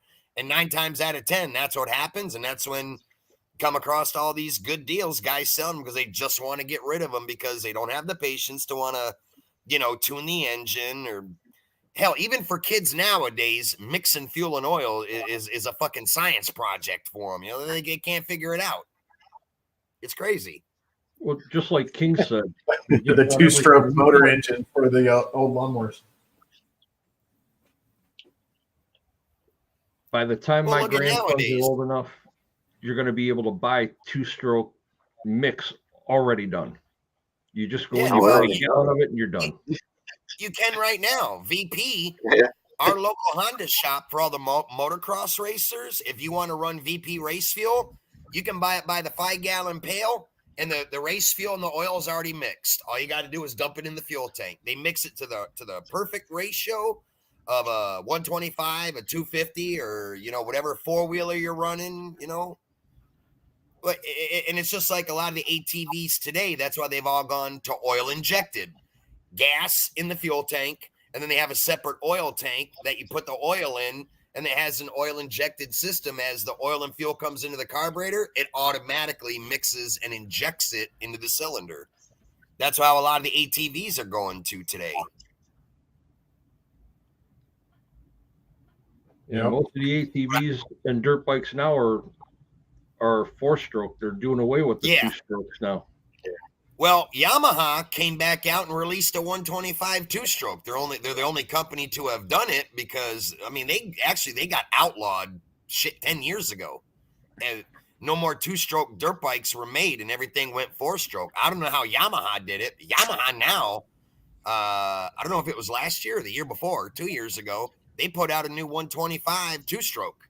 I was shocked to see that because there was a couple of guys here in town that bought them, driving up and down the city streets with them in the back of their trucks. And I was at the Walmart one day and I saw one sitting in the back of a guy's truck, and I was asking him, like, damn, that's a beautiful bike. I'm like, you take good care of that. He's like, well, it's brand new. I'm like, well, what do you mean brand new? He's like, they don't make 2-strokes no more. He's like, this is brand new. It was just made. He's like, they came back out with them. I was like, no shit. They found that little glitch. Yep. Is what they found. Well, that's just like we were talking about the pre-mixed fuel. That was unheard of years ago. You always had to take your race fuel and your oil and mix them together. I was shocked when I went down to the local hobby shop or a local Honda shop of mine. And when Jeremy and Hot Rod were down here, I took them to the Honda shop because we were buying the AMSOIL that we run in the Fiskales because we all run AMSOIL and mix it with VP. And I was looking there in the showroom, and I didn't know that they sold VP fuel. So I saw stacks, 5-gallon pails all stacked up all over a sidewall in the showroom. And I was asking the guy, I'm like, well, how much is your VP fuel? He's like, well, what are you running it in? And I said, well, these are for, 2-stroke RCs. And he said, well, this is all pre-mixed. I'm like, what do you mean? He's like, it's already got your oil and fuel mixed. So depending on what ratio you run, most of that stuff's like 32-1. We run 25-1. So naturally we couldn't use it. But he's like, yeah, most of this is already 32-1 pre-mixed in the 5-gallon pail. It's produced and shipped like that, so you don't have to mess around with a mixing cup. Mixing it is like quick and easy. All you gotta do is just fucking pour it in your dirt bike and off to the races you go. I was like, wow, I never saw that coming. But they're simplifying everything nowadays for however long it lasts. Oh, it's probably going to last quite a while because, like we said, this generation now is just lazy. Yeah, this generation is very lazy. I mean, it's crazy. My local hobby shop, the owner, I'm really, really good friends with him, Mr. Allen. He calls me at least twice a week, always asking me, hey, man, you want to earn some extra money? I'm like, well, what do you got? He's like, I got a couple of guys down here that got nitros. They don't know shit about them. I'll give him your phone number, have him call you, come to your house. They want to know, they want somebody to break their engines in for them and tune them so they can just go play with them. I'm like, well, I'll teach them. They need to fucking learn. And hobby shop owner would tell me, these guys have known all these nitro guys that come in. I've known most of them since they were little kids. I'm going to tell you right now, they're lazy as hell. They don't want to learn. They want someone to do it for them. That's why they bring it to my shop as a hobby shop. They want me to do it for them, but I don't have time to do that and run a hobby shop at the same time. So he calls me because I'm literally the residential, guru in nitro in my city when it comes. I'm the only one that does it and knows everything about it. So, sometimes I make pretty good money because he'll send a ton of guys to me throughout the summer. And that's what these guys, I ask them, do you want to learn? I'll take you out to the local area where I run. I'll teach you. No, man, I'll drop it off. I don't got time to sit around. Break it in, get it tuned. So all I got to do is pick it up, put fuel in it. I'm like, fuck, whatever. But that's like the common scenario around here. Nobody wants to learn that shit. They want everybody to do it for them so that all they have to do is pump fuel out of the bottle into it, put the glow igniter on it, and go play with it. But like I tell them, on a nitro, especially here where we live, because our heat, humidity, and barometric pressure is always changing in the South, it's like your tune's never going to stay the same. Exactly. I could tune it for you one way today, but I guarantee you next week it ain't gonna run the same. I'm like, you gotta learn this. This nitro is a hobby, depending on where you live. These engines are very sensitive to elevation, barometric pressure, heat, humidity, all that. The tune, it's not like a gas 2-stroke where you pretty much set it and forget it. If you're running 100-degree in the summer, and then you're going to go to run it in the wintertime where it went from 100 degrees to like 45 or 50 degrees, you might have to tweak the needle on a Fiskale gas just a smidge to dial it back in. Set it, forget it. It's pretty easy. A nitro, you got to retune the whole goddamn thing from summertime to fall and then to the winter time and all that. But nobody ever. Well, I was even going to say nitro, even when it comes to running it in, like, say you go out at the beginning of the morning and you're running it, by the end of the afternoon, you get cloud coverage comes in, the temperature changes a little bit. It's going to start sounding funny, and you got to get down there and you got to tweak those. It will. Your tune can change throughout the day. Yeah. Hey, Stitch, did you ever get a hold of that Chino guy about ask him about muggy parts? No, I never did. When I was on your live text, and I was watching a movie at the time, so I never even messaged him yet. Yeah, I forgot to tell you, he was in here a little bit ago. Oh, like a lot of he was in here right when the live feed first started, like the first 15 minutes. He was in here saying hello to everybody. A lot of guys think because they find a place to race indoor nitro, I don't have to worry about tuning it. Yes, you do. Oh yeah, even in indoor you do. Yeah, because your temperature changes in there as soon as everybody gets together and all that shit starts running. They open the doors or they throw an exhaust fan on. Temperature changes drastically. Well, even like for indoor tracks around here, those are becoming few and far in between for indoor nitro because they got to have a ventilation system in them, and that adds to the cost of the hobby shop that has an indoor arena. It's like here, we used to have a few of them years ago. They've all been shut down and gone away, and everything now, the only thing you can run indoors is electric. That's it. Yeah. Like there's a few facilities around here that actually do indoor motocross. Yeah. And some of the guys wanted to do A scale off road racing. And you're like, no, you guys will tear up the track. Shit. What? What the hell? A motocross bike will tear up a track 10 times faster than a fifth scale will. That's for sure. I forgot when I was a teenager, there was a place in Ohio when I was racing arena cross. I used to race in Ohio because hell, I raced motocross for 28 years. I used to travel all up and down the East Coast. Yeah, one place was in Painesville, Ohio. They had an indoor motocross track and they had a set of doubles. These guys would come off and you swear to God, they're up high enough they're gonna rip their head off from the beams. Oh yeah. Oh yeah. It's like no. Like the only time I see them do the indoor stuff's down here at the Coliseum and shit when they got the monster truck shows going on or whatever. Right. Like every once in a while they might do a race down here in the Coliseum, just the dirt bikes. Yeah, We used to have we have a Coliseum right here in the city that we used to do arena cross in. Now it's just for the Monster Jam only. Yeah, that kind of took a shitty turn here up in Cleveland because where they used to do it, that building got torn down a long time ago. And then the other facility that they were using, they said was too small, but now where they have it now, where the Cleveland Cavaliers play in that building, is even smaller. So they come out of the tunnel, you just hear them burp, and they're done. Burp. Yep. That's the way it is down here. You go over like 3 cars and shut them down. Yeah, so they get that quick brap, they turn around, and if they catch a wrong hit when they're turning and then they roll over, that's the only time the place goes nuts.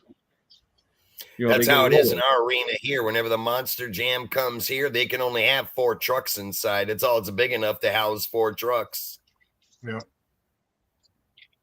Yeah, they don't even allow them to be out on the floor as another truck's running. Yeah, that's how it is here. They got to be in staging in the tunnel. They can't be in the arena. Yeah. What's up, all specs for RC? That's why if I want to see something like that, I'll drive all the way up to Mechanicsburg, PA. I'll take the 6-hour drive. There's a place up there. It's called the Farmplex. This place is enormous. And as far as like the RC hobby, oh, they've got all kinds of shit going on in there. They've got the off-road electric, off-road nitro. They've got the crawling. They've got demolition derby. And then they have go-kart racing. They got kids in there on just a small 2-stroke. Then they get the shifter carts out on the dirt. Those guys on the dirt are crazy. Those are the ones I love watching, the shifter carts. Oh, yeah. Them fuckers are fast on blacktop. Oh, yeah. I like watching the videos of those shifter carts. We have the shifter cart nationals in Charlotte that come around every couple of years, man. I used to go watch them. Those things are fucking wicked. Dude, I like watching the videos. These guys take a shifter cart and they throw like a a Gixxer 1100 or an RS1 motor on it. What a They're lot of them crazy. do down Mile an here. hour. Yeah, a lot of them down here, they use the 600 crotch rocket engines and put them in them. Yeah, you see a lot of them with the GSXR motors, 1000 to the 1100s. And then Them things will then do all of a 100 sudden you mile see an an hour. L1. Yeah, they'll do 100 mile an hour all through that blacktop track like it's fucking nothing. But being in something that small doing 100 mile an hour, but that make your butthole pucker. There's a guy that put a video up a few years back. He put an R1 motor on his, just going out for a joyride, and passes a cop going the other way. One. As soon as that cop passed, you see him, he's looking back, and that was it, man. He was down to second gear and was gone. Yep. Weaving in and out of traffic, riding right down the double yellow between cars. I'm like, yeah, I don't think so. Because that guy you're coming up on, he sees something, but it looks like something got hit from the other car. So he can't see you when you're close behind him. Yeah, Josh, damn cops. Damn cops ruin it all. Cops always ruining the fun.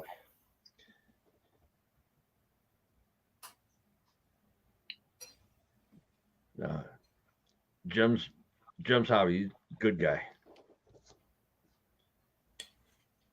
Glad I got a chance to meet him and hang out with him. He's actually a Jefferson County sheriff here in Ohio. He's a sergeant. Oh, he's a sheriff? Yeah. Yeah, I didn't know that. In the last live stream I saw him do when he was working on his 67, 68 Mustang doing the 4-speed swap on the transmission. Oh, the 70 Mach, yeah. Or was it 70, was it? Yep. He's like me. He's definitely a Ford fan. Yeah.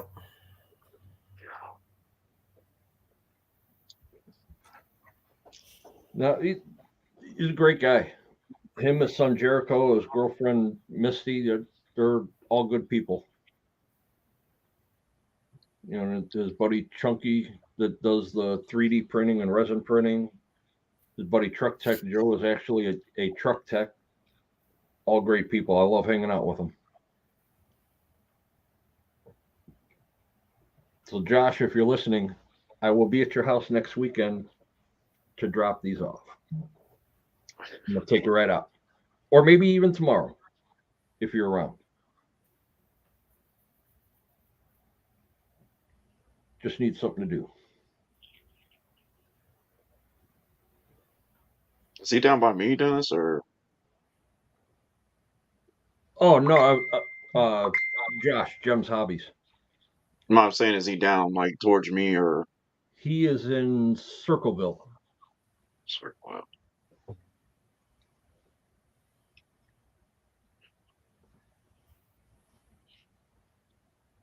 I don't even know where that's at. I can't remember. That's out in the sticks. Wait a minute, is that Thompson speaking? He's only an hour and 36 minutes away from me. I'm just trying not to It's interrupt. been about you guys. 45 minutes. Yeah, we hear you, but we don't see your lips moving.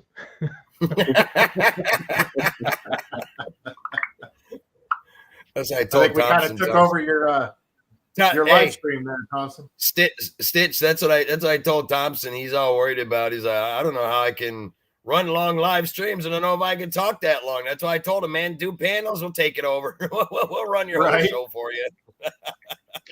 Just sit back. You ain't got to say shit. Just collect the watch hours and the views. Yeah. And that's all we got to do. So we got to get his watch hours up so we can get him monetized. Yep. We got a long ways to go on that. Well, you've been running strong with like 18. You were up above 20 here a little while ago, but Yeah, you've for a been little running bit. pretty strong. Yeah, for a new live streamer, he's doing really well. Really, really well. Your last live stream, Thompson, how many watch hours did you get for that? I don't even. I think it was about 40 or 50 hours. Yeah, when I Nah, seen you you had online, I was to like, you had to have gotten more than that, because you went live for what, 2 hours, I think it was, maybe 3? An hour. I only went an hour the first 2 times. Oh, was it an hour? Because I know you had like 26 people, I think you topped out at, and most of them stayed the whole time. So 26. Yeah, that's right. He was just live for an hour last time, and then his Was it first an live hour? was just shy of an hour. Yeah. So this one we're over. I think we're almost over 2, right? Oh yeah, Yeah, we're at He's 2 at 2 hours. He's Yeah, at 2 hours, 6 2 hours, minutes yeah. right now. Yeah. So he'll See, that's probably what get kills me. 100 or 200 hours out of this one. Yeah. The studio says I got 2.6 hours out of the last one. Yeah, the first live that you did, I was like, oh, no shit, I didn't know Will was going live. So I totally missed that one. Well, the very first one, it was me and Hot Rod just helping him try to get set up on StreamYard. It really wasn't even supposed to be an actual live. We just told him to do a test one so we could help him get everything set up. But shit, the minute he went live and everybody fucking got the notification, everybody started fucking flooding in. Yeah. I just happened to be sitting at my computer when he did it, and it popped up about something about Thompson RC. I was like, oh, maybe you posted a video, and I just clicked on it, Well, and it brought me in. He was live. I was like, oh. He listed it as a test stream. We really didn't expect anybody to come in on a test stream, but hell, he had like 20, 21 people on that fucking test stream that sat there the whole damn hour. Well, that's the good thing about doing it as a test stream is you need to make sure that everybody's getting the notification that your channel is actually sending them the notification. Yeah. And that you're able to sit there and, like, if you pin the link in, that link will work to get somebody else on the panel. So doing that test live was a good idea, especially going live and staying on there. And like tonight, when you put the link in, that's how I was able to do it. And you're doing everything right. So this will be a good thing for you. Yeah. I still need to learn how to do some things in here, though, on the StreamYard. I want to get some videos and stuff to upload on here. Right. Yeah, StreamYard, it's kind of finicky, only because what it does is it goes through your browser.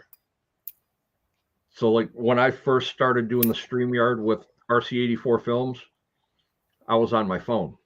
And my phone would last as long as the stream, and that was it. And my phone got hot. Because it's constantly...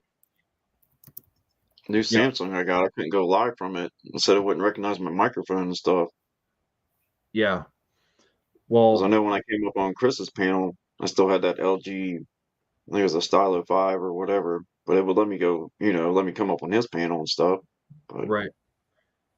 Yeah, every now and then I would have to get back into, like, my settings and change my audio from the default to headphone or microphone. I'd have to keep going around because it started getting really crackly, and then it would go away. I'd have to keep playing with it throughout the stream. And now that I have the laptop, a gaming laptop with a webcam, much, much easier. Yeah, that's what I did. Is when got ordered it, the Acer Nitro 5.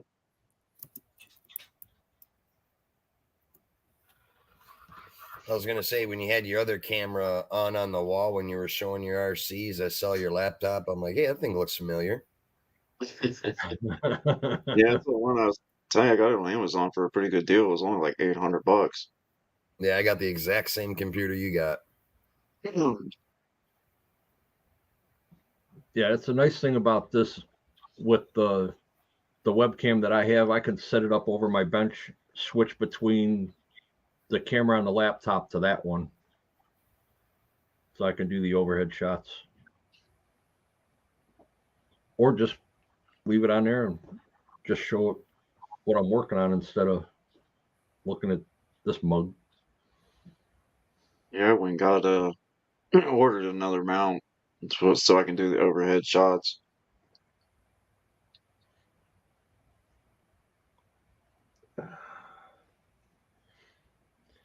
Do you have a GoPro, Will? Yeah, I got the GoPro 8. Do you use it as a webcam as well? I haven't tried to yet. You have just a I regular. think the battery wouldn't last long enough on it.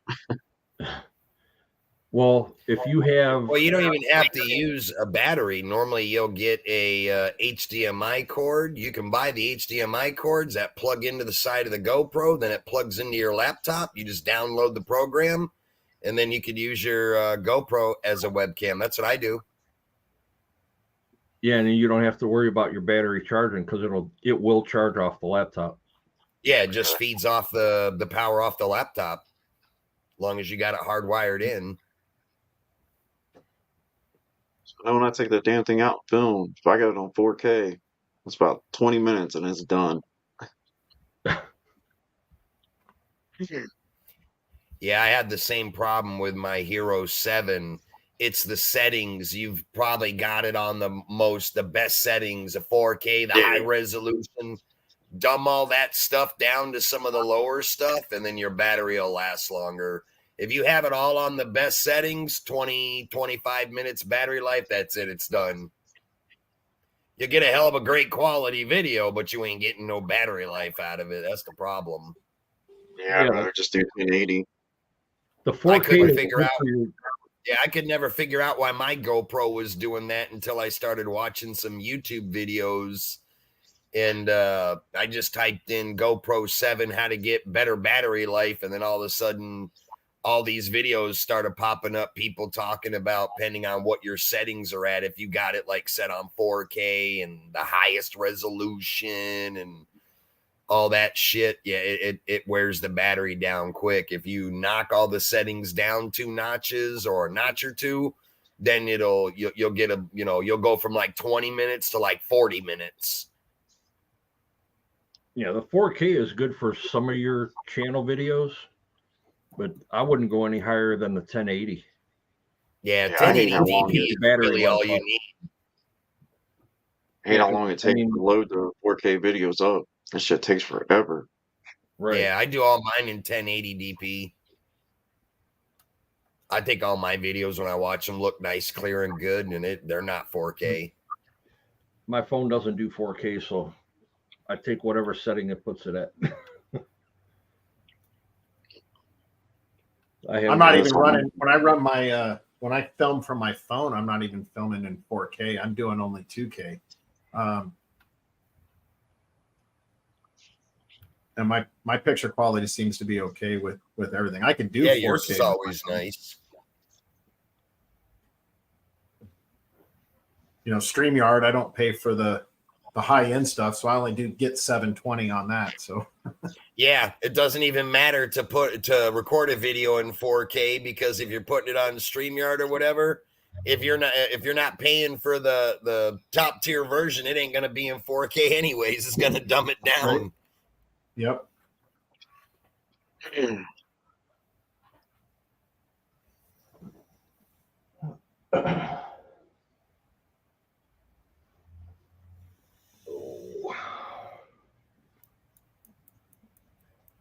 Yeah, even in like YouTube itself, I don't even think that it'll stream it in 4K anyways. Usually I think the highest is like 720 or 1080. Yeah, I think YouTube does 1080. Yeah.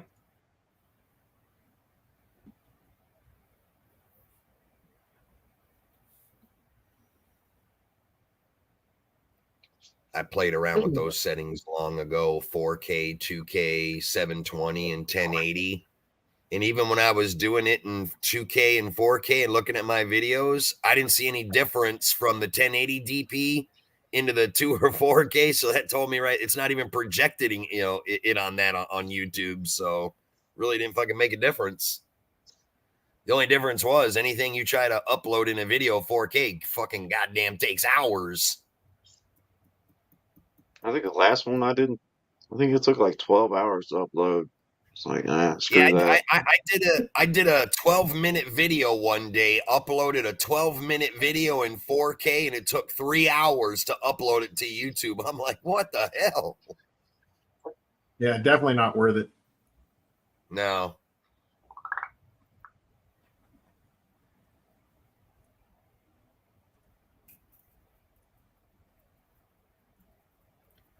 Because like when I watch my videos as they're uploading, as YouTube's uploading it, I'll get a message saying the regular version, whatever they mean by the regular version, is updating, and then it's got to go into high HD.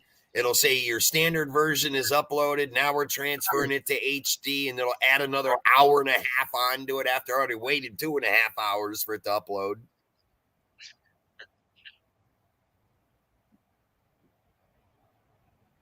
Yeah, that's why I hate watching videos when they come out right away. Because half the time you can't change the quality settings on it. Yeah, you can't, after it's already up, you can't change the resolution.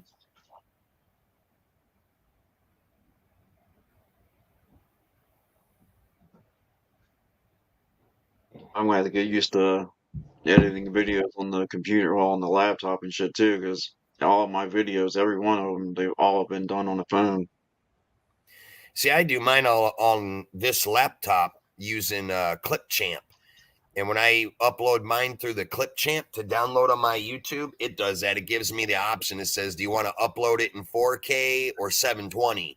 And it'll tell you, if you upload in 720, it'll upload 3 times faster than it will in 4K. So that's why I just automatically, pick 720. If I do it on 720, shit, 8 to 10 minutes, it'll be uploaded. If I pick that 4K version, we're talking 2 hours, 2.5 hours. It's like, that's too long. I think most of the videos I've done on the phone, they've always taken a couple hours to upload. And it might just be Well, because it's through the phone now. phones do, because you're feeding off of Wi-Fi. Like like a laptop, if you got it hardwired into your internet and you got fast internet speed, like it'll go a hell of a lot faster than a phone.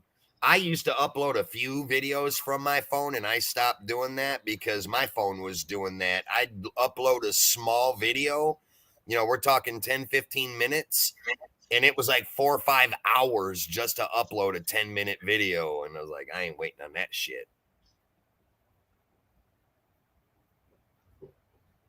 Takes twice the energy and power to do uploads versus downloads. That's another big thing too. Yeah, and I hate having Spectrum. This shit sucks. Yeah, I've got Spectrum as well.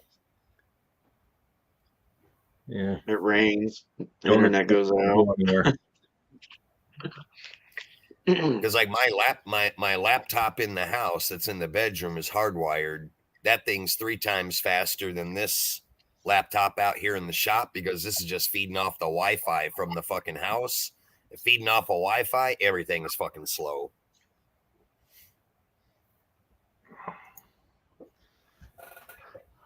All right, guys, I'm gonna get out of here. I'm gonna go get something to eat and get some stuff ready. I'm gonna head out to Jim's Hobbies, out to his All house. right, later, Buddy, Dennis. good to see you. Yeah, thanks for letting me jump on. Appreciate it, You're welcome. and Most hope you keep doing these, man. I'm going to. Everybody in chat, make sure you guys hit that thumbs up for Will. Well deserved. Thanks Take for it coming easy. up, Dennis. All right, guys, we'll talk to you later. We'll see you on the later, next one. Dennis.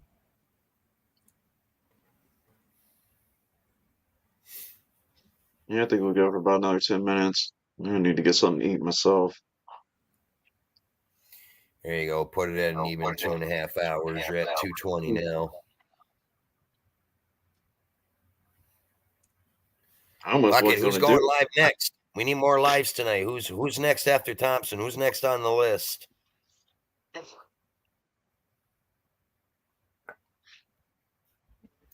don't know if anybody else has got anything set up tonight. Looks like Jeremy's next in the chat list.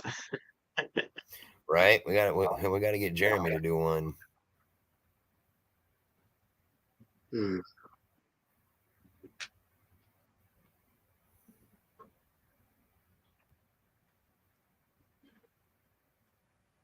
I was thinking about not even doing it and shit because I was gonna watch it. I didn't even know the damn Bengals were playing today and shit. I was like, what the fuck?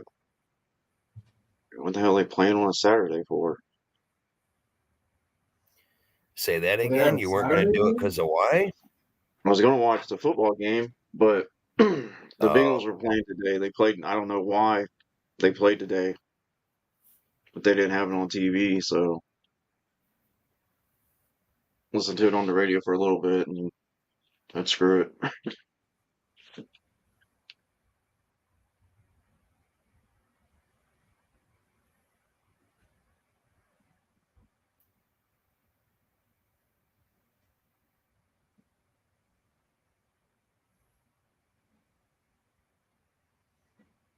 I think James, I don't know, James RC, he might still be alive.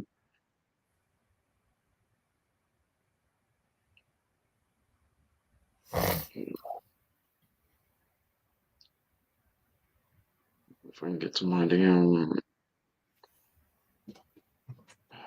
description.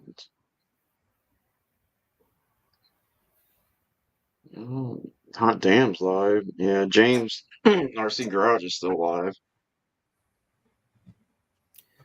he's not even showing up on my live list. You said James RC is? Yeah. Yep. Oh, yeah. Okay. There he is. He's right underneath Hot Damn's name. Yeah, I see Hot Damn. And guess we can hop over into his after. Do a channel raid.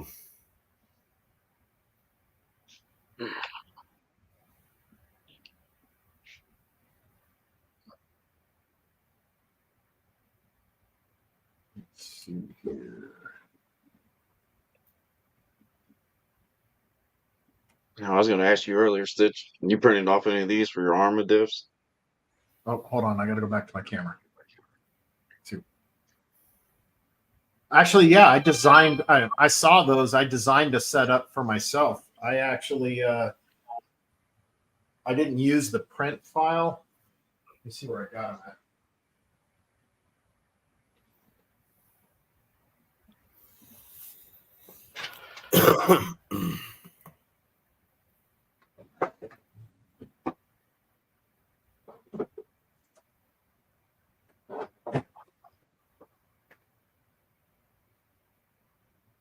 How much longer did you go live, Nitro, after I left? Say that again. How much longer did you stay live after I left? Probably like maybe another 15 minutes, and then I ended it. I did a total of 11 hours, I think it was. It's like 11 hours and 3 minutes, somewhere around there when I ended it. Yeah, but I think after you hopped off, I only stayed live for like another 15 minutes, and then I called it. Because hell, I hadn't even eaten dinner yet, and it was already fucking midnight. I'll have to go back and They watch may the be rest out of at it. my. They may be out at my Yeah. workbench in the garage, but I put my Marines old. and Army Mom. Oh, sorry, Stitch. Go ahead. Oh, I was just saying, I put my SK Hobbies logo into them. Nice. My original one. Marines and Army Mom, you're saying you're gonna do a live tonight. What time are you gonna go live tonight? Let us know so everybody can jump over.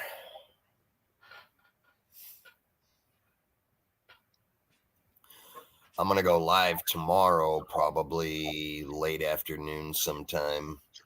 I'm gonna start tearing down the 5T.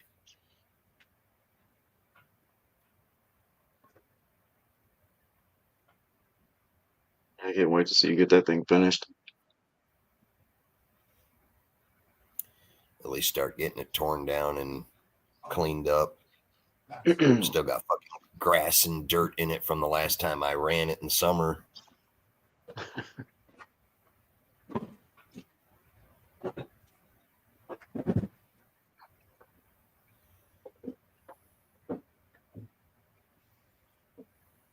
I need to get the rest of the gas out of that tank on the 30-degree north. There ain't much left in there.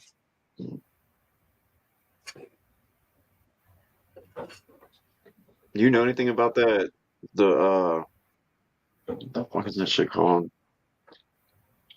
The two-stroke oil, I guess the V or whatever. I can't. What's Is it it? called? Hold on, the V power or whatever.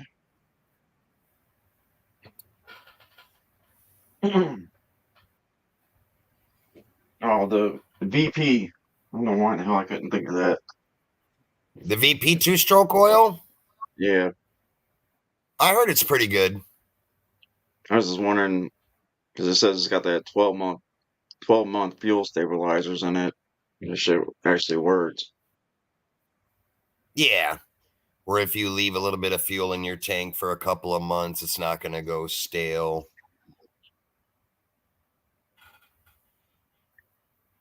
I hate that shit. Dude. I see weed eaters and chainsaws and shit thrown away because they got bad fuel in them and shit all the time. All right. Well, I'm going to jump down. I'm going to go see what's going on for dinner with the family. Fun All right, Stitch. times. Marines Thanks and for Army coming Mom up. said she might be live sometime tonight. So if you're looking for something to watch, keep an eye out for her live. She hasn't put out a time yet, but she said she was supposed to do one tonight. All right. I'll keep an eye out for it. All right. No We'll see worries. you guys We'll later. see you on the next one. All right. Later, Stitch. Bye.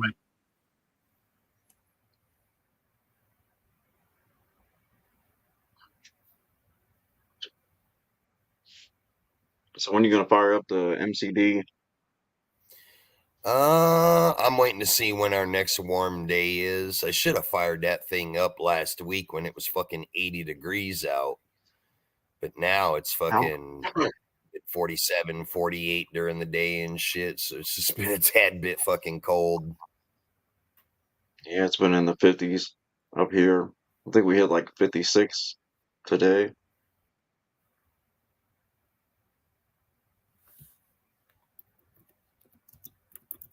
Next week it's supposed to drop down in the high 30s.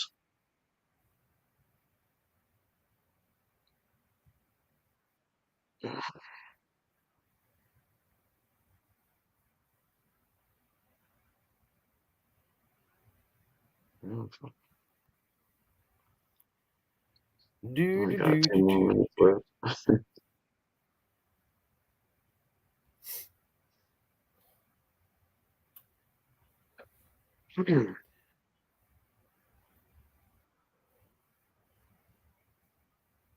Exactly, Kings RC. Too fucking cold.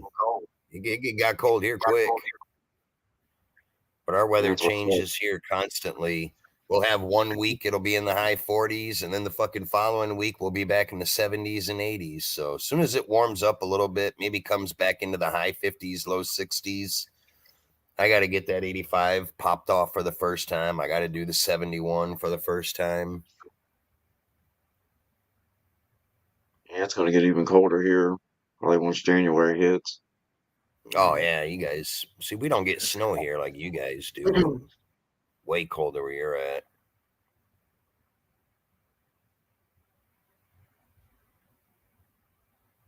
It's fun. I mean, I don't know. The first snow, it's fun, but after that, I'm done with it. Yeah. Marines and Army Mom, what time are you going to do your live tonight?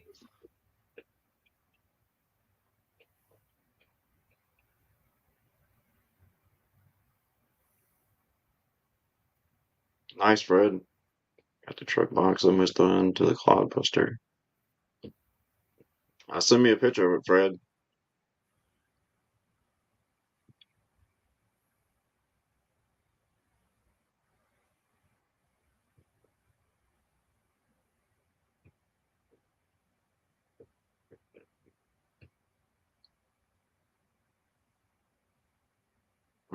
I guess we'll go ahead and end it. We're at 6:30. We're at 6:30 now, so Yeah, you're at your 2 hour, 30-minute mark.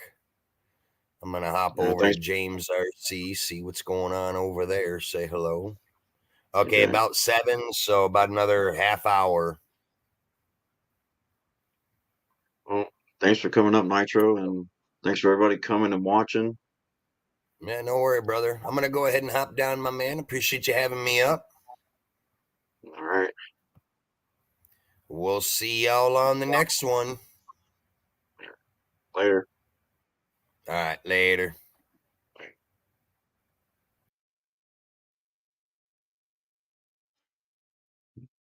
All right, guys. Thanks for coming in. Everybody stay safe. Have a great night, and see you guys next time on the next live.